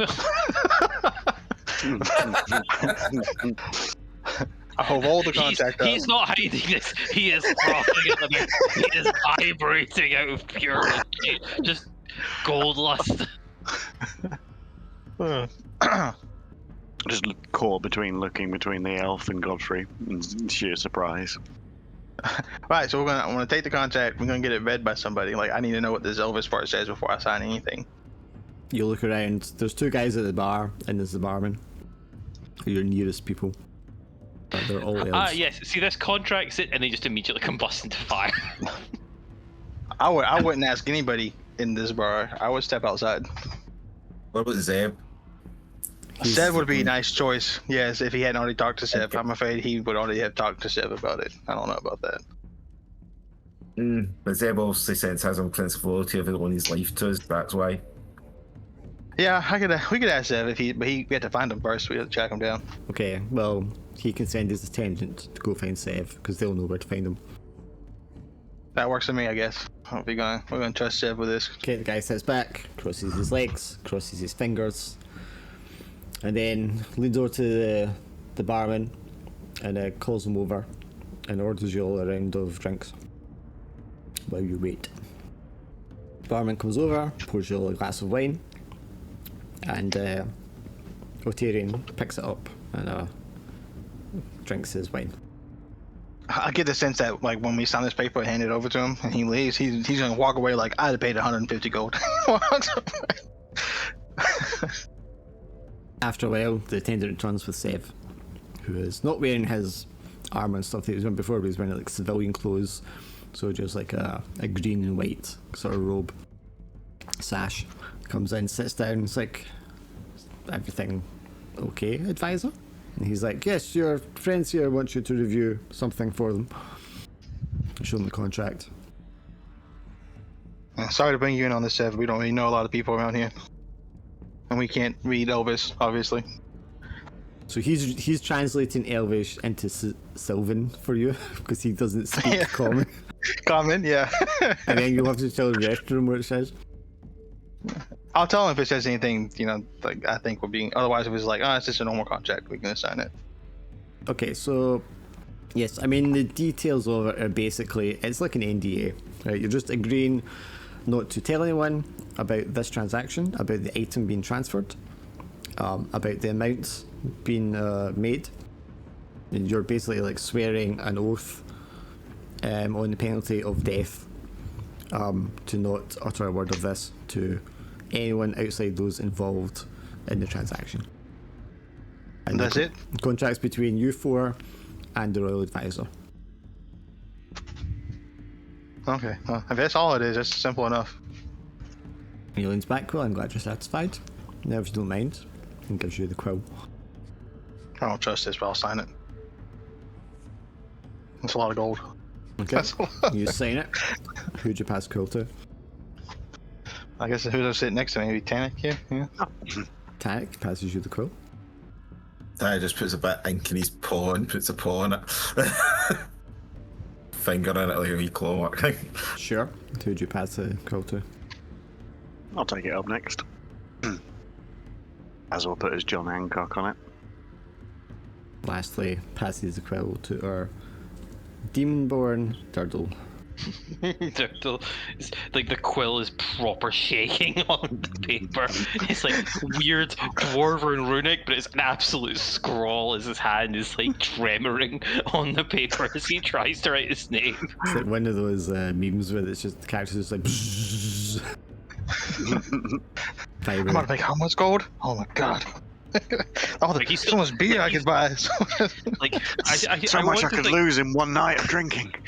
I want to imagine at the end of it, he basically just sort of faints, like out of frothing. You pass contract over, and he signs off on it, and then scrolls it up and puts it in his pocket. Very well, gentlemen. And he like goes into his purse, and without even like counting the coins, just like throws you each 20 gold coins, which you can now add to your sheet. I knew we should ask for more. I was being too generous. And now, if you please, Turtle will immediately burn all of it in the And I shops. thought you were asking for too much. Jesus. Here we go. and now, if you please, Godfrey. Please don't fucking spell. Critical fail spell. watch me mess this all up right here. Hang on. Spells. Woo. The best 2 spell cast you've ever done, one. Well, thanks for. Well, pleasure doing business with you. Put it that way. Takes it, looks around, slides the crown under his robe, and secretes it in his person. He stands up and doesn't give you a bow or anything. I'll see to your wagon, so you may leave later today. And turns on a heel and leaves. What a potential. Sounds like he doesn't want us around much longer. He got what he wanted from us, of course not. He was only being nice until he got what he wanted. Seb How it is sitting there, looks kind of just like nervous as if he's unsure how to like process the whole thing. Sev, it was nice meeting you, buddy. You should probably not mention that to any of your fellow cohort or anyone really in the city. Say, yes. It's, I'm sure the visor will make sure the crown finds its way to His Majesty. I doubt that, buddy. Right. I'm about 100% sure he's the one who had it go missing in the first place. Why would he do that? Because he doesn't like the queen. Don't try to figure out politics too hard there, Sev. Sometimes they'll just make less sense than when you started. Best advice is just to get paid. Yeah. Pretty sure if the queen becomes queen, your advisor will no longer be advisor very long. Oh well. So this will be your That's your last time in Shadowdark then. You're leaving today. I do believe so. I do believe we'll be leaving today. Yeah, we've heard your queen is looking for us. We don't know if that's a good thing or not. Well, looking for, and I can just kind of turn to Dardle. Looking for. Durdle will just sort of ask sort of Godfrey, does he know what the hand gesture is? You know, it's like Durdle has been like his group sort of repeats it several times. She was insulting you. That's the impression I got, Dardle. Does that make you feel better? That was an insult? He will answer, oh, she was insinuating you should be fed to an animal. No, and Durdle's implying like that's an insult I've heard way worse as a greeting. That's a good.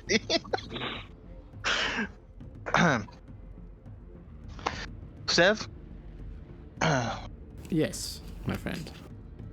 We can't talk about what we saw, but you know, you didn't sign any contract, and you already know the story, so you can do what you want with that information.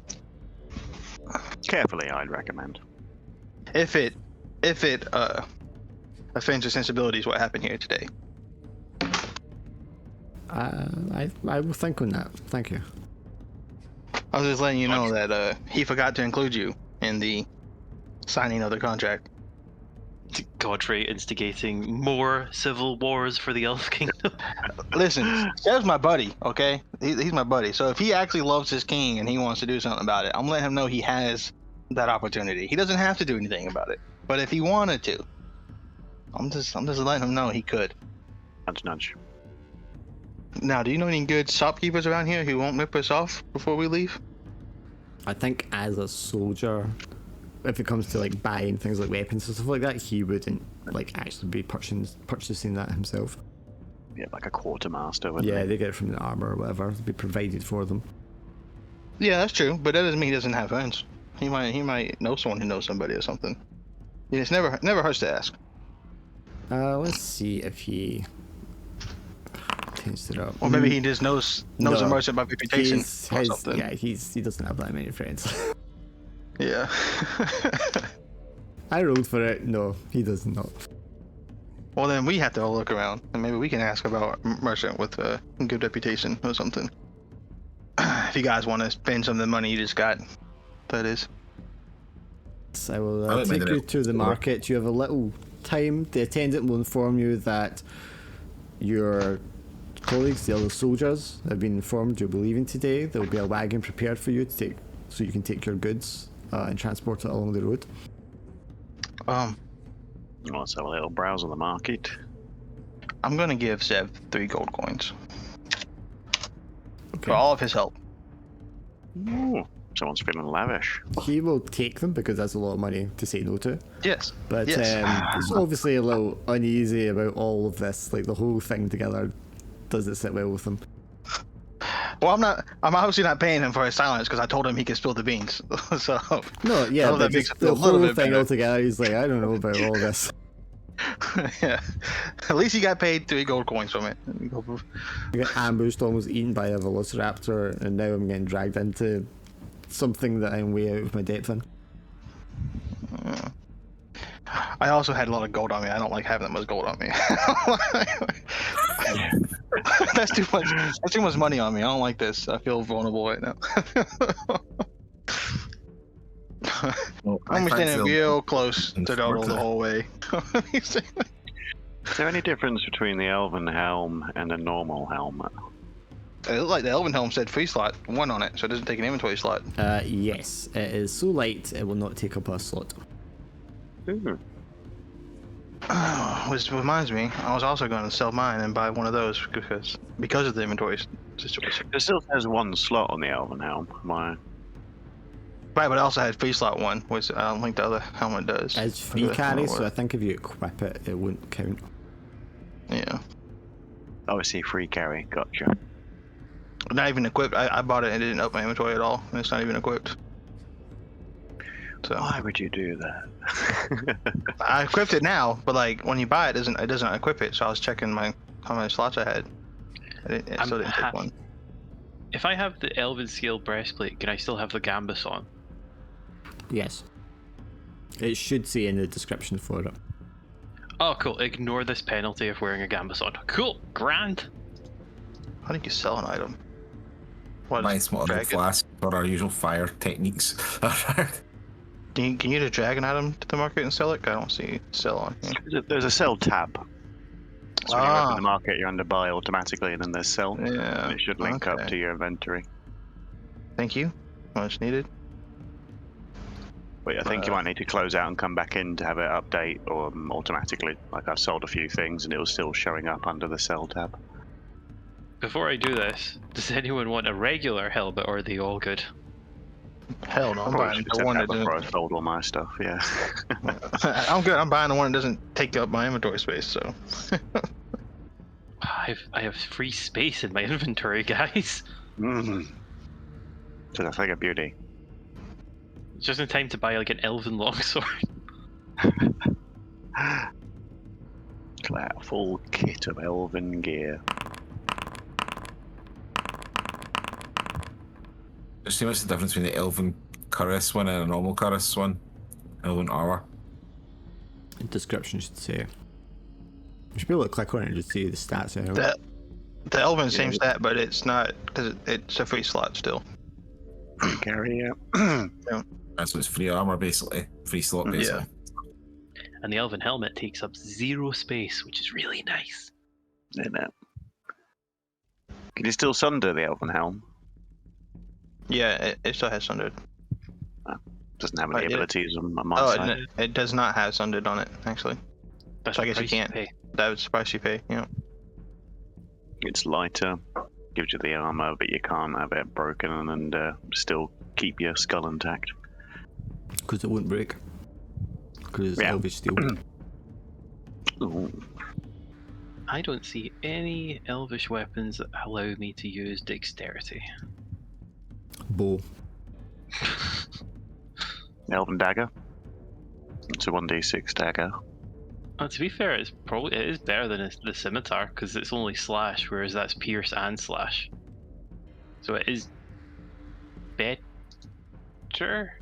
Yeah, You need to watch because some of it only applies to when it's thrown as well. Like the range, obviously. yeah, but it's better than my scimitar because it has a bit more flexibility with its stuff. So Easier to hide a dagger. get rid of the scimitar and I'll get a dagger.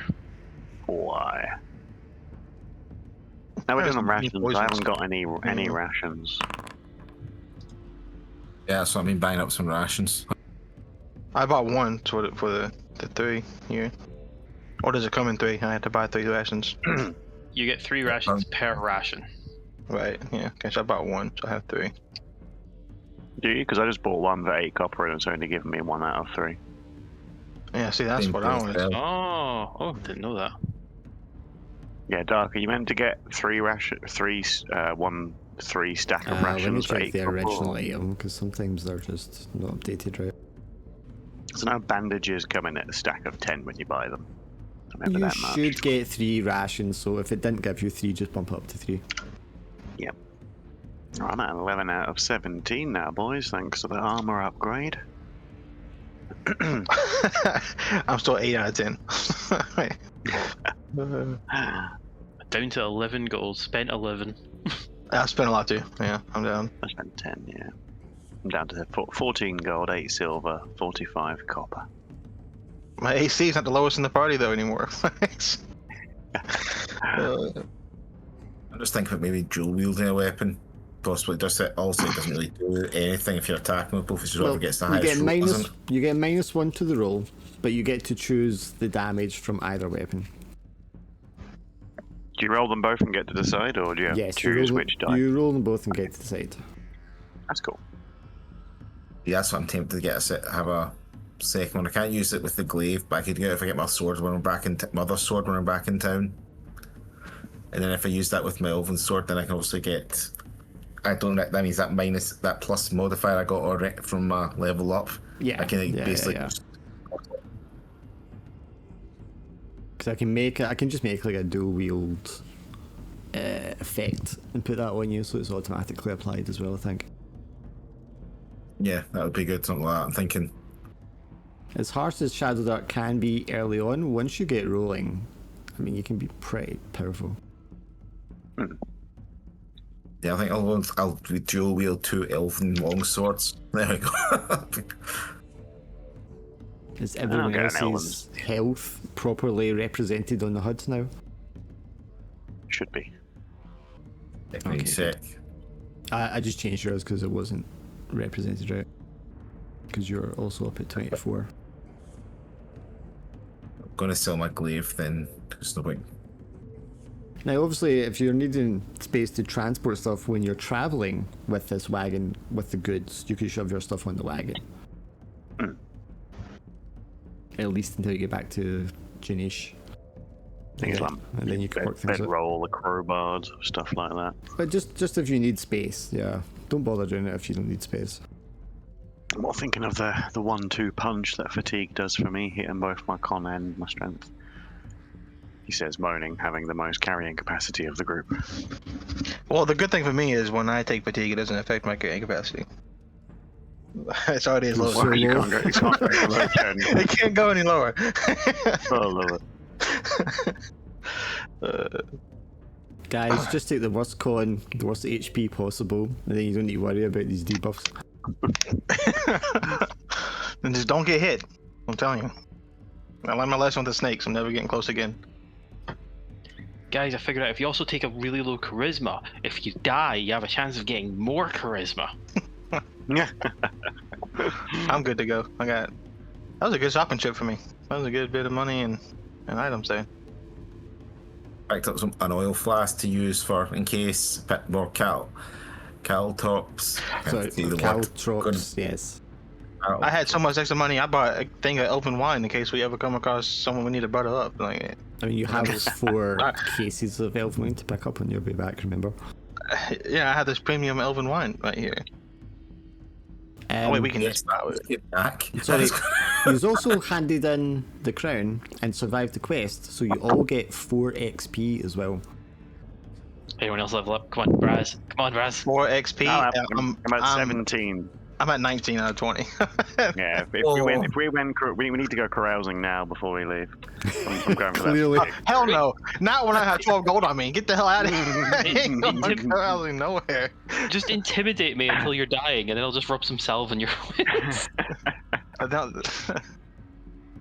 XP, dude. Damn. Oh well. Yeah. We'll fight something maybe. Wait, I should buy some elven wine as well, because Tarek might need some for the journey. If you and Braz spent the rest of the afternoon before you left having a little campfire chat, you would be able to get 1 XP. Oh, we could have done, couldn't he? Oh. I don't even know what I would say though. Campfire chat. Look at the wee crow. Why is that crow? Yeah, what's the story with the crow? How did you get the crow? What's the significance of a crow? I never really put much thought into how I get the crow. He's just my familiar, right? So, and then when he dies, I just revive him with my blood. But why is How it does a that tie crow? How did that come about? Oh, crow, because the other options were lame. Yeah. Way too much of a That's game. right, because of You're way too mechanical much of a benefit. game player. It was a crow because I could put this hat on him and he could talk. Like crows are more intelligent than frogs are, in my opinion. And petty. Crows are petty, vicious little things. And you admire that about them. I do actually. I'm a petty person. I admire that. Magic's trying to feed the crow something. It's just, does it eat things? Does it eat things? Trying to feed it like a bit of a. Well, It would talk. It would talk to you and tell you if what you were feeding it was a piece of shit. It'd be like, "This is crap. Why are you feeding me this?" I was thinking you could tell Braz about how you became a witch, or how you got into magic, or how you where you draw your magic from, because obviously that's different. Right. to him. I'd have to think of a story for all that. I haven't put any thought into any of that. Okay. I was just trying to give you a cook to get your Yeah. XP. We randomly rolled these characters, so I didn't put any thought into it. You know. Oh, we still got the rest of the session to go. It's fine. Totally fine. So after you have done your shopping and you're all sat down having a Kostka with your bags of shoes and stuff around your ankles, he's ready to just meet up with the guards and your new caravan, or well, your new wagon. I don't know if anyone else needs anything here. Nope. Another one. I've had a little once over again, and I can't see anything else that I might have missed. That I might desperately want. So if you have anything extra, I mean, if you're overweight, but I don't think you are, but if you are overweight and you need to stash something on the caravan, the wagon, on the caravan, yeah, you can just put it in your stashes now. Just remember that that's where it is. As well as the 40 bars of elvish steel, the 12 bundles of elven textiles, I think it was, and the chest of now 180 silver coins, which is a pittance compared to what you are carrying in your pockets. So you get there, the wagon is filled up with all the goods. They've got like a canvas over the top of it. You have your 4 soldier guards remaining. They are eager to get back to their post. They didn't get put up in the most expensive hotel in the city. They were sleeping on a sawdust floor in some dusty old tavern down the other end of town. Not VIPs like some of us. Can you imagine that being put up in some city stuff, and then here come these 4 guys with their fucking shopping bags all around? Hey, you guys, you have a good vacation? Bada bags and all that kind of shit get thrown in. Those guys are just standing there like, I want to go home so I can eat.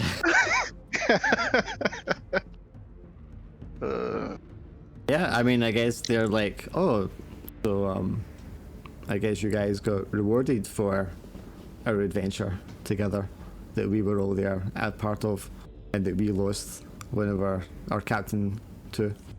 No, we still haven't gotten paid for this job yet. I know technically we haven't been paid yet for this job. That is true. We have not been paid for this job yet. Yeah, that was side business.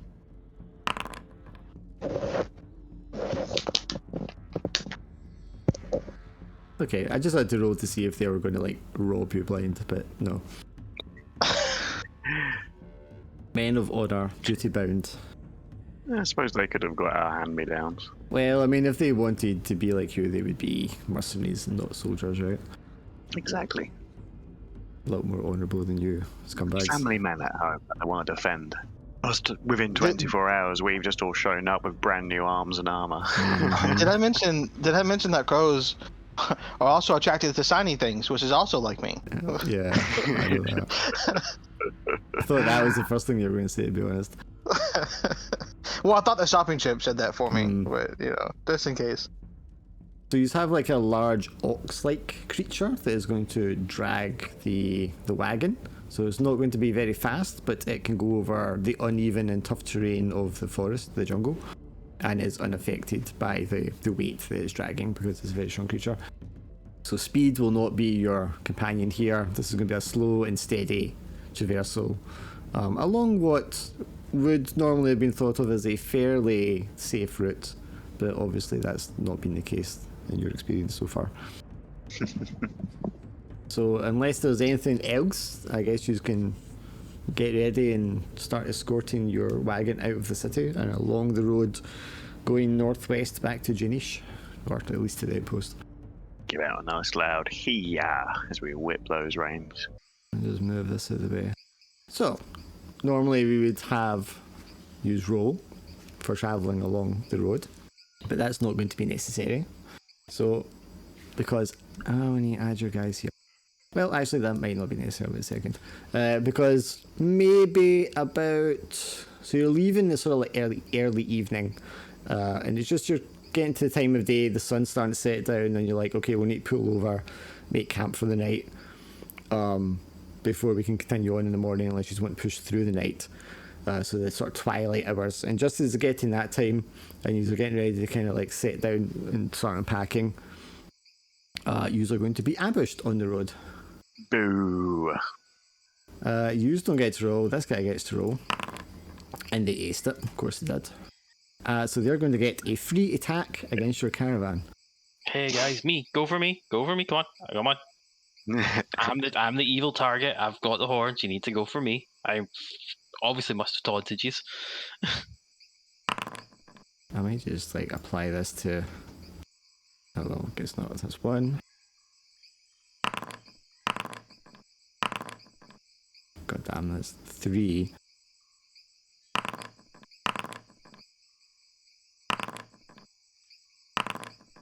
of these guys. 1, 2, 3, 4? Nope, 4. Okay. In the first volley of arrows, all of these guards die. Oh, fucking hell, nice. We lost all the guards. We lost all. Woo! And then after that, I will start applying arrows to you. So that was that one. Oh Durdle. man, we're getting ambushed by the elves we just delivered stuff to. Durdle, you're up front. Yep. You are going to get hit for. Knew that 2 gold was the good deal. Should have rolled this. Are you kidding me? We're gonna. This was gonna happen no matter what we paid. What we got paid. Durdle, you take 2 damage. Oh, okay. And then Tannic, you are going to take. 37. Tannic, you're going to take 4 damage. I still leave. They rolled so well on their initial ambush roll that they are actually not revealed yet. They are somewhere in the jungle around you. The arrows just come flying out from all directions. The guards are put down. You two take like glancing blows. Can I add them to this without being seen? I think I can. And then after the ambush turn is going to be the regular turn. And I just put some battle music on. Okay, so these two are going to get a turn first before you guys get anything still. That's going to miss Braz. Too much on my screen. That's going to miss Durdle. Okay, Tannic, you're up. Just arrows, guys going and falling to the ground. What'd you do? Right. See my ranger abilities, anything I can use to help me try and get through. Should probably I'm going to try and position you guys here actually. And that would be the wagon in the middle. I'm going to jump in sort of the trees and sort of like hide, stealth, and see until I can notice where one of them is or find one. So you want to leap into the bushes to the side? Yep. And see I can try and detect them and then still I can stealthily try and get back up, catch them. Okay, that's movement. Give me a dex check. Leap to the side and leap right into a elvish warrior. Probably 2 of them. Ooh. One for you, one for me. That is a movement. So you have an action. I will attack them with my sword then as I'm going into them. Okay. I'm not sure what to do is because it's dual wield now for them both because I've got 2 of them. So just like roll the normal attack for fight. the weapon you want to attack with, and then it's -1, so that's going to be 23, which is going to be a hit. And then what's the damage dice on your other weapon? Is it higher than a D8? No, they're both D8s. Right, so you're going to want to just go with the 7 then. Yeah, that'll make sense. That is going to kill that guy. Just picture him leap in, sees him, and spins around and slashes him with both swords. Head off the first one. Did it look like we were being attacked from all sides? Yes, Or just are they arrows like, just coming out of the trees, basically. Yeah. I'm wondering what to do, because I imagine Durdle's going to go in and get stuck in with Tannic, unless Durdle wants to go cover the north flank. I'll go help Tannic. I would cover the north. Like, I want to protect you guys because you're squishy. It's like, I'm not going to go run off with Tannic. Would it be an action to try and spot the enemies? No, I think that would be a passive action. I would like to try and do that then, to direct Durdle to where the ambush is thickest. Is it a wisdom check? Yes, it would be a wisdom check. Yeah. Meow. I might use my luck. That's an option. It is an option, but I feel like it might be better trying to reveal them now than holding my luck for a missed attack later. Yeah, it's a 12. Okay, I will reveal some of them for a 12. Is Tannic currently out of view as well at the moment? Yes, because he leapt into the bushes. So he's like in the thick. You guys with your cart there are just like taking up the whole road. Anything to the left and right, you'll just be like vegetation. Yeah. Shrubs and trees. Obviously, they would have picked the narrowest part to ambush you at, where they had the most like cover. I think I'll point out the 2 that I can spot in the north out to Durdle and shout that I'll back up Tannic. Nice. Godfrey, you stay safe. I planned on it. I'll try my best to follow Tannic. And if you don't need anything from me, then I'll like to go for an attack on that guy directly below me. That's a miss. It is. You can take fatigue for an extra action if you wish. Hmm. That's true. Certainly can. I can afford to take some fatigue for the time being, so we'll go in with a 24 and exploding dice roll. So typical, you six get a total. 20 and it's a 1, right? Yeah. At least I get to explode my damage. That, like that roll. also kills an elf warrior. Morningstar into his soft padded armor. I keep forgetting to check the armor, but I think you're fine. And it's some elvish goes. This one's going to reveal himself so he can attack you, Braz. Cheeky. But your new armor means he doesn't get you. That one misses Drac. It's the customary birdie for a daring to attack me. That one's a crit, so that definitely hits Drac for 7 damage. Ha! Oh, The arrow flies Luckily- at you. Luckily, I just bought this fancy new shield that has sundered. Raise up your shield at the last moment, and the arrow just like pierces right through it. All right. This one, he's going to shoot Turtle. I can take it. Yeah, you're pretty high AC, so yeah. Yeah, gonna just boof, boof. Try to get between them. And probably smack the far away one, the one that's closest to Godfrey. Yeah, like the one on the left. Yep. Give me a second, for some reason I closed my character sheet, that wasn't very smart. So Elven Dagger. Can I use my luck to re-roll that? You can. You're stabbing, so your slashing wouldn't be great, but your stabbing would be fine. And he won't get higher AC because of it. Never mind. Somewhat becoming a joke, a meme. He's got so many on I can take damage, I just can't dish it out. Yeah, clearly. But it's because you get life back when you hit, but you can't hit. Not there. He's going to run in, jump up and pull out his scimitar and swing it down at you, Godfrey. That's going to do 2 damage to you. And then this guy's going to reveal himself and he's going to try shooting Turtle. Oh, and he does 1 damage to Turtle.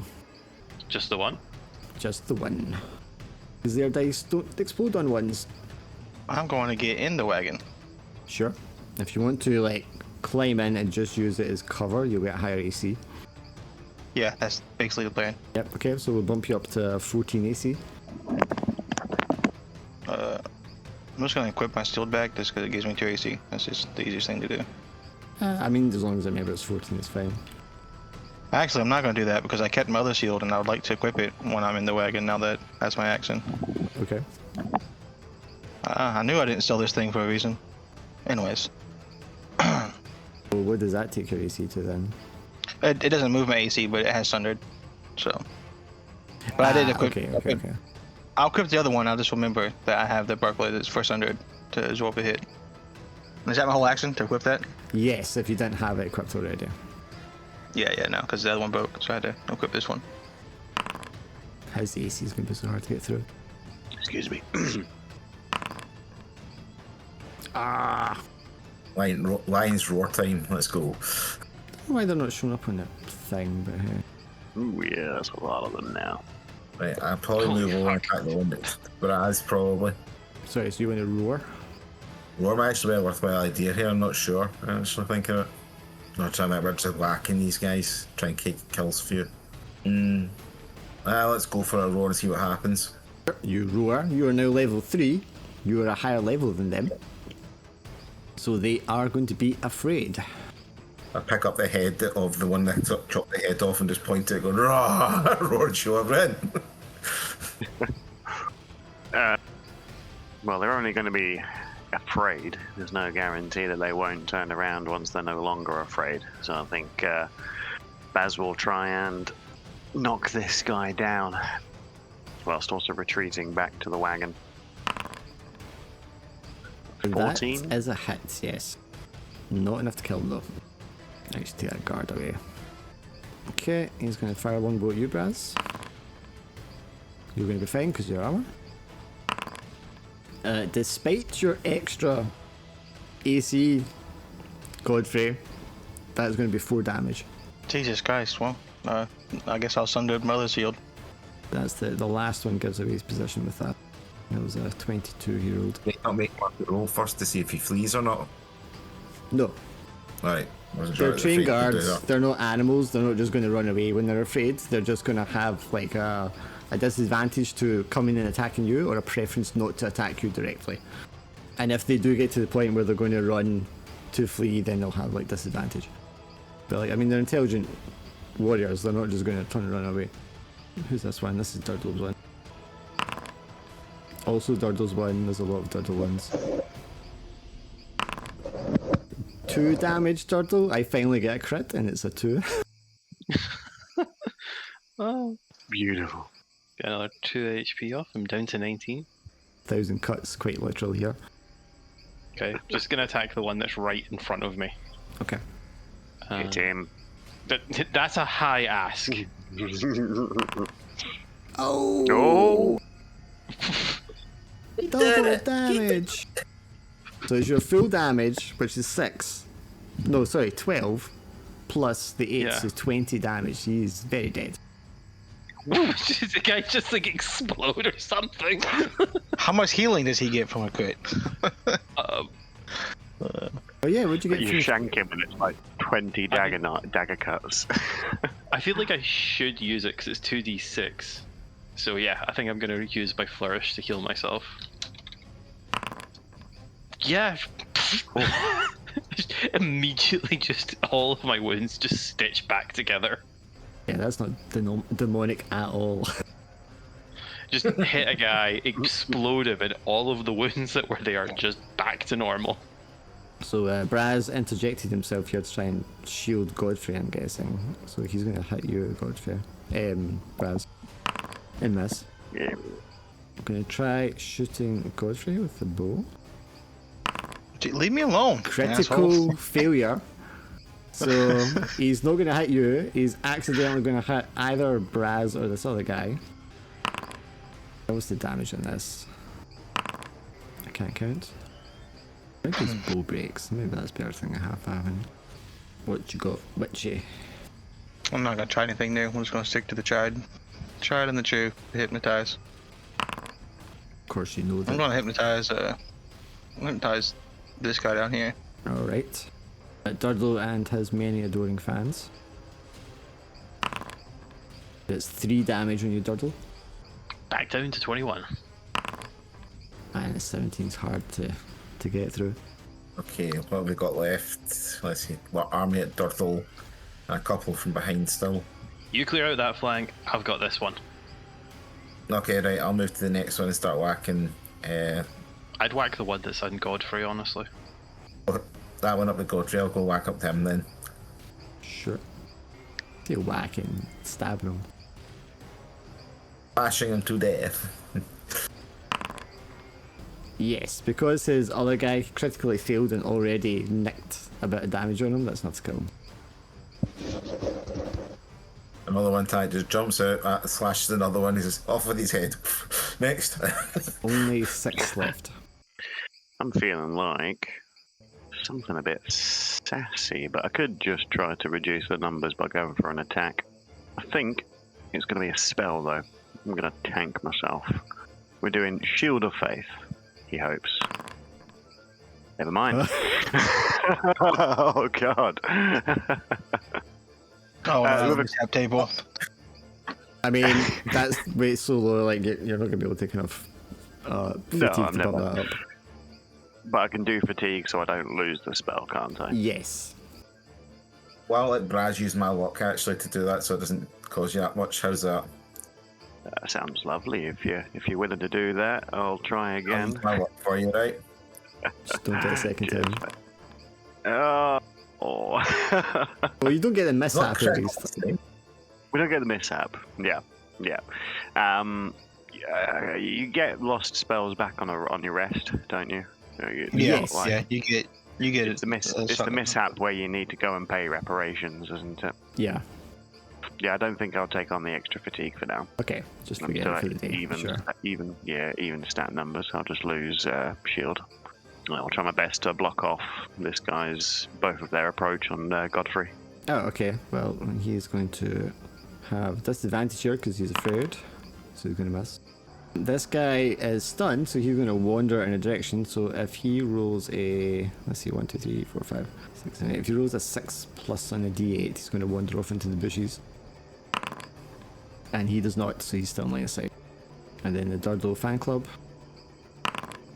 You take 2 damage again, Durdle. God damn it with these low damage. Ooh, I back down to 19, guys.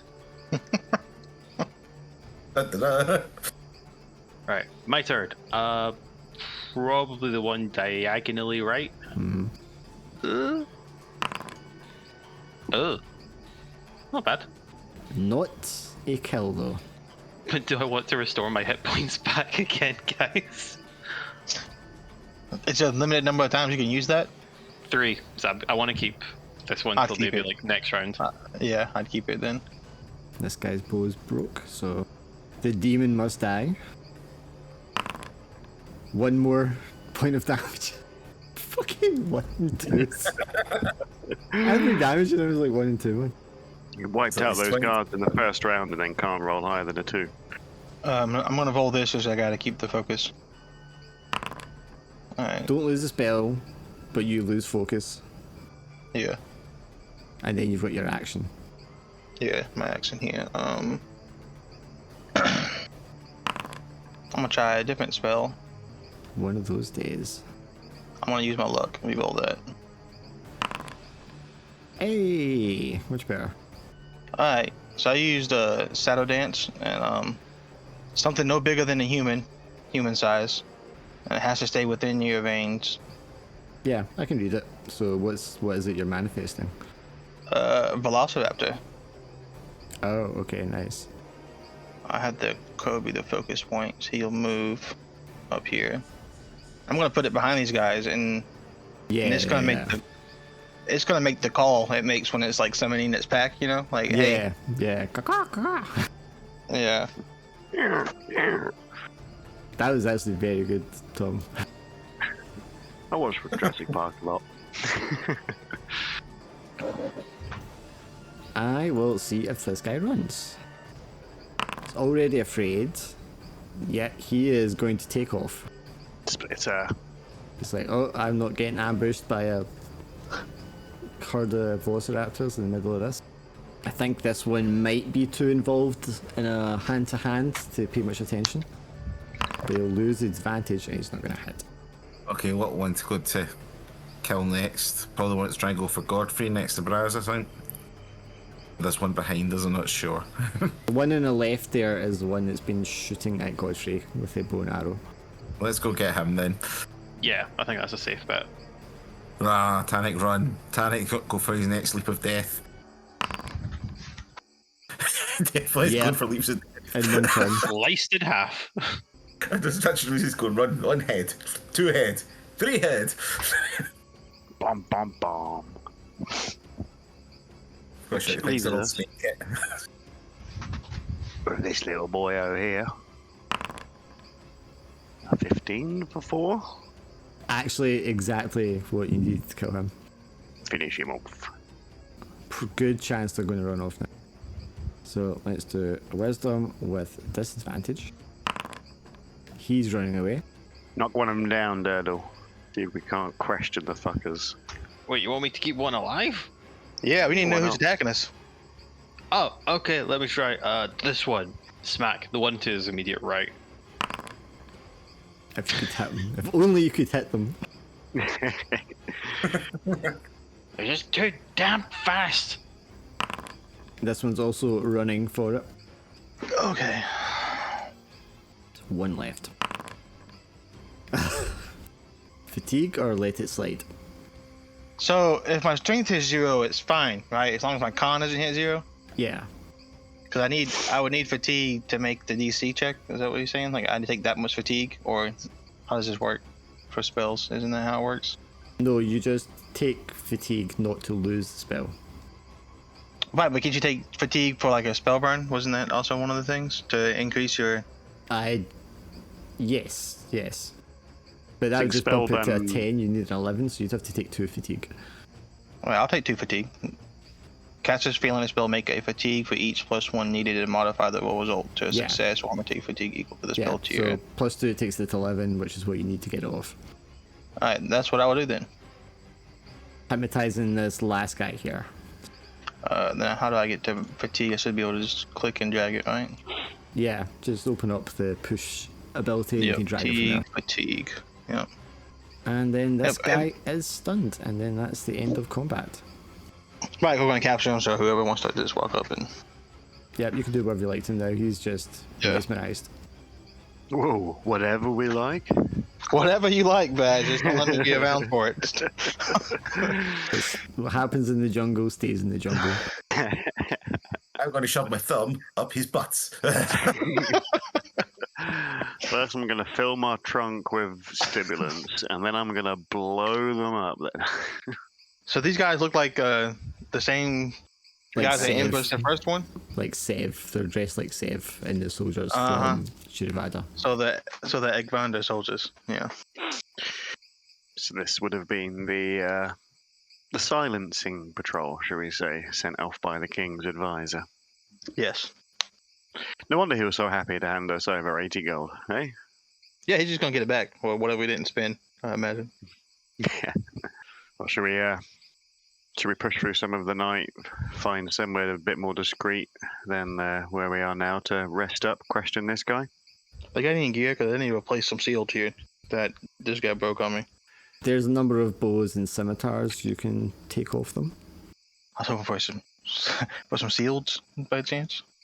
Oh, is one of them an elven scimitar? Like, Your guards will have helms you could take. They're not I elfish thought I should have scimitars kept actually, they're just regular scimitars. The good stuff goes to the market. The spares to the soldiers to do their dirty work.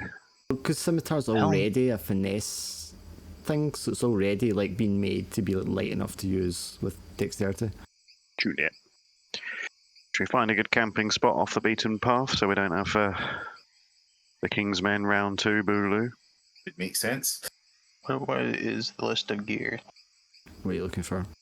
I just want to take the stuff they have so we can sell it, and or I can put it on me if I need So, to. I mean, tell me what you're doing. Are you like taking the time to strip all of these dead elves? Are you loading the guys' bodies up? Like, what are you doing? We're loading the humans up. I would imagine we don't want to move them. Yeah. Definitely load up the humans, take them back to Venetia And all if we the- can. Yeah. I'm sure their Those families four won't of them. mind if we take a helmet or two. 4 of them go in. We had the prisoner who we need to tie up and tie to the back of the wagon or whatever we're gonna do. And then take some of their swords and bows and stuff to sell back in back home. Okay, so what are you binding this guy with? Who's got a rope or a shackles they want to use? Didn't we keep shackles at one point? But I also have rope. Yeah, I got rid of my rope. Well, I have rope, so I can use my rope. But I thought we also had shackles at one point. We did, but used those shackles, and that's the reason why I never really retrieved them. Ah, okay. Well, I have rope. We can try and using rope. Okay, I'm going to make a note here because it's going to be in your wagon. You're not going to carry it on your person. 7 scimitars and 6 elvish bows. Nice. Roger that. And one elf prisoner to interrogate. Extra Probably not baggage. be able to speak any language that we understand, which will probably Oh, Well, if we take them back to the outpost, they'll be able to do whatever. oh. Damn it! You killed all our guards that spoke elvish. Right, 1, 2, 3, 4, 5, 6, 7. Yeah, 7. And that guy's longbow broke, which is why that's not there. Politics, eh? If you can survive it, it's a wealthy profession. Don't know why I can't move this crow. Can't It's too select him. sus. I also cannot move the crow. No. I don't know what it's caught, and I can highlight it, but I can't. Oh, there you moved it. There we go. And then we're going to be back on the road. So let me pull up the roll. Okay, so I need the cumulative total of all your wisdom or int, whoever's highest. 14 for my wisdom. No, your modifier, not the stat. Does negatives make the score go down? Yes. Well, Negative -1. 2.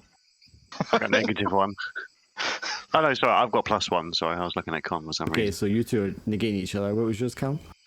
-2. That's your best out of int and wisdom. Oh, sorry, best. -1. So we're at -1, Tannic. Oh, sorry, +2. I didn't hear you say best out of int or wisdom. I have a +2 for wisdom, +1 for int. So +2 for me. So that's +4. -1 is 3, and then yours is -1 as well, right? Yeah, it should have. +2 are out again. Yeah, it should have a total of +2. Yeah. Who would like to make the roll? It's going to be D20 +2. I mean, I got to roll high at some point. Shall I take it? Let's do it. Let's see. Go for it. Why not? That's why. Hey! That's Hey! why not. That's why. Who's got luck left? Who's got luck? Okay, we won't actually do the counter now because it's already 10:30 here. But let me just roll up what we're going to bump into. I have no luck. I used mine. Yeah. We scrape and barrel. Don't we have a guy who makes journey rolls?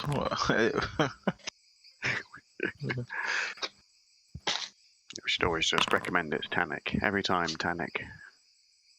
The next time. Not sure I like that. More. Okay, I like that one better. The levels of these things. I mean, who wouldn't prefer you a guys are Thrask getting- over a pack of You, wolves? you I'm guys in are- danger.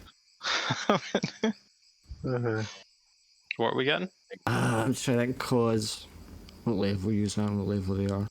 Well, do we get XP for that battle? That would change my level. You have fought the elves before, so you wouldn't.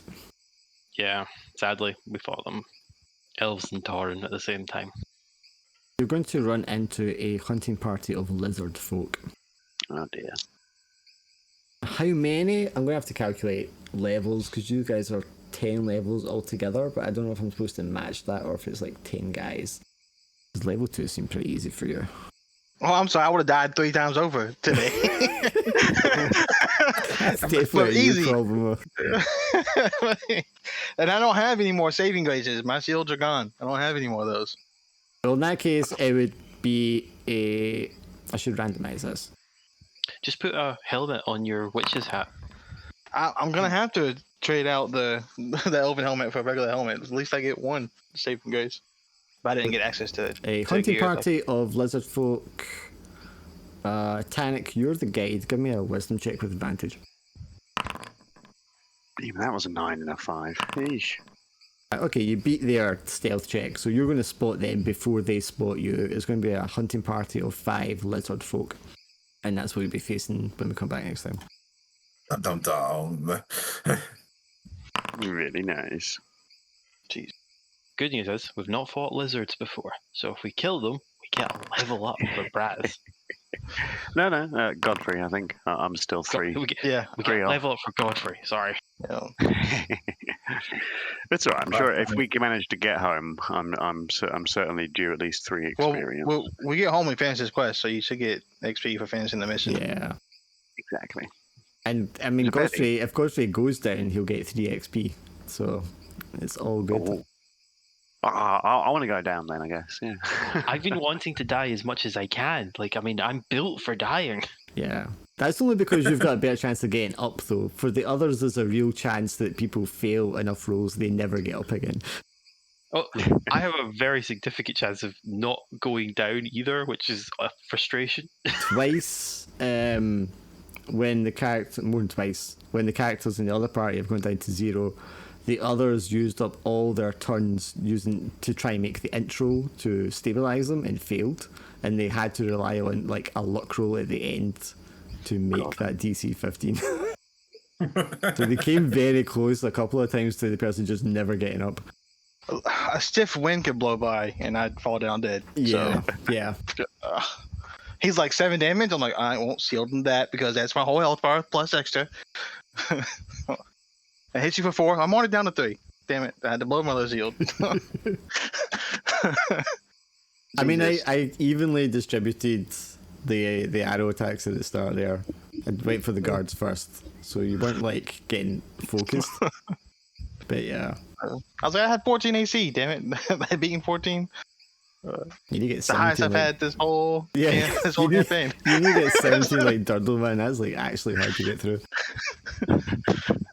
Don't worry, I don't worry. I have a hard time hitting the elves, so it's like I should have bought a You really Gambit. do. When we get back down, I'm buying a Gambit. I'm not doing this no more. Yeah, man, you want that Yeah, Gambison? here's the Get those layers. mercenary. This is, you must support me. Don't let me die, my mercenary merchants. Well, that heater seal was really nice because it was like 2 AC and it was Sundered. I was like, hey, that's nice. And then it made it all of half a battle. It did its job though. Yeah. Which And is- luckily, I didn't sell my Barclay, so I was like, all right, well, I'm just going to equip the other seal on. I didn't sell. It's like walking around, no, very light armor because you're so lightly thingy, but you've got like shields back, front, in the hand. Can I do wield shields? Yeah, I'm about to. Actually. I should have bought 2 heater seals from the Elven City. Yeah, I was staring at the heater shield price, thinking, is that, I didn't even think about it. I saw heater shield and clicked it and bought it immediately. and then Now I gotta broke get it fixed. so- yeah. Yeah, we get back to town. I'm getting it fixed immediately. I don't care. Can you fix sundered items, or are they just gone? I don't know. He said it was cheaper to buy them, right? But we didn't have these for sale in other cities. So I'm hoping like if I can just get it fixed, I'll pay the full price. It's fine. Yeah. Because if I can't buy them, then I've got it. You can get stuff repaired because you can. It's just with some things, I don't know. I think Thunder probably because it gets destroyed to save you. It's like you as well just buy a new one. right. And I would if I could, but if they don't sell them, then like, hey, I'll pay whatever yeah. price. Oh yeah, I see what you mean. Yeah, you just if you'd be effectively buying a new one by just getting it repaired. It might take the AC down if it's got AC to spare, because it's not going to be as good as it was the first time. We'll see. I'm hoping I didn't see one, but I'm hoping maybe the higher levels we go, the market will update. Maybe they'll be better set to buy. I don't know. I thought they had the imagination, no? I didn't see one, but I'll look There was again. there was a kite shield, I think. Yeah. I Right. think it was just a bit lighter. I think. Yeah. Don't think it was as expensive as the elven one. I don't think the heater shield that he got was an elven heater shield. I think it was just a heater shield.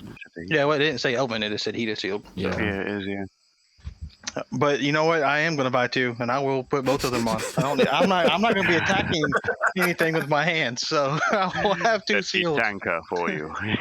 just becomes a turtle. It's like I don't need speed. I don't need stealth. I'm just going to shield myself to the maximum.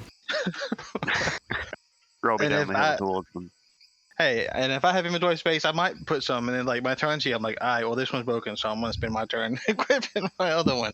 You can do the buckler as well, right? Yeah, well, that's what I had. That's why it broke. I had the yeah. buckler first. Yeah. So when the heater shield broke, I was like, well, I'm going to equip this buckler. It doesn't increase my AC, but it gives me the Sundered. So Yeah, the buckler's pretty good for that. Yeah. So it's next, you get wee armor for the crow next. They'll have his wee hat and armor and wee armor chest plate. there's got to be some kind of magical robe or something. I could probably put the crow in. It'll definitely hypnotize someone's attention. Then it's just When you why wear a hat and a robe. when you go somewhere where there would be magical item, you could. But also nobody tried wearing the crown. It might have had magical properties. You don't want to put it on. We just sold it a bit. We got a lot of money out of that thing, though. Yeah. I think Yeah. Yeah. It almost cost us everything. I did. A I lot mean, I of kind of money figured. and a price on your head. Yeah, I kind of figured they're gonna send people out to kill us anyway. So He might have let you go with just 2 gold a piece, but you had to push it. well, and now he lost more money because now people are dead. I don't know how much he paid them to come do this, but Yeah, he Probably not needs money, to probably admit in- to the king why some members of the soldiery went missing yesterday. Yeah. well, it's probably influence, and then he'll just blame it on the Yeah, they are at the Look. war at the moment. the Loyal people. Or we get blamed for the whole fucking thing. Your Highness, I discovered who stole the crown. I have recovered it, but the thieves are making their getaway. Yeah. There's this trail of dead elves as we leave. We're just kind of like, oh, this is great entertainment for And a pair of heavy set dwarf footprints along the path. Yes, that's us for today. Though we'll do this again next week. Yep, Listen, catch you who- later. If we want mercenaries, I would have done the right thing and went to the king with this crown. But we're just trying to get paid. Yeah, So let me it's keep- not a hero game. It's all about getting Yeah. paid. If we were worse mercenaries, I might have taken it straight to the queen and sold out the other guy for a bit of a heftier coin package. That did cross my mind too. I was like, we could just go talk to this queen lady. But I don't like the hand things she did to Dirtle, so screw her. So Can't you have Diddle's head cut off? she insulted my dwarf friend, so fuck that. This guy keeps me alive. Yeah. He just fought 4 or 5 elves for me. Like, hold up, can't be talking to my dwarf friend like that. Yeah, so far the only 2 things that we like about the Eglandan people are 7 the market. Right, I'll catch you all next week, right? Yeah, Ryan. Stay here. You two Guys, guys, like- have a good week. You can't be talking to my meat shield like that. Exactly.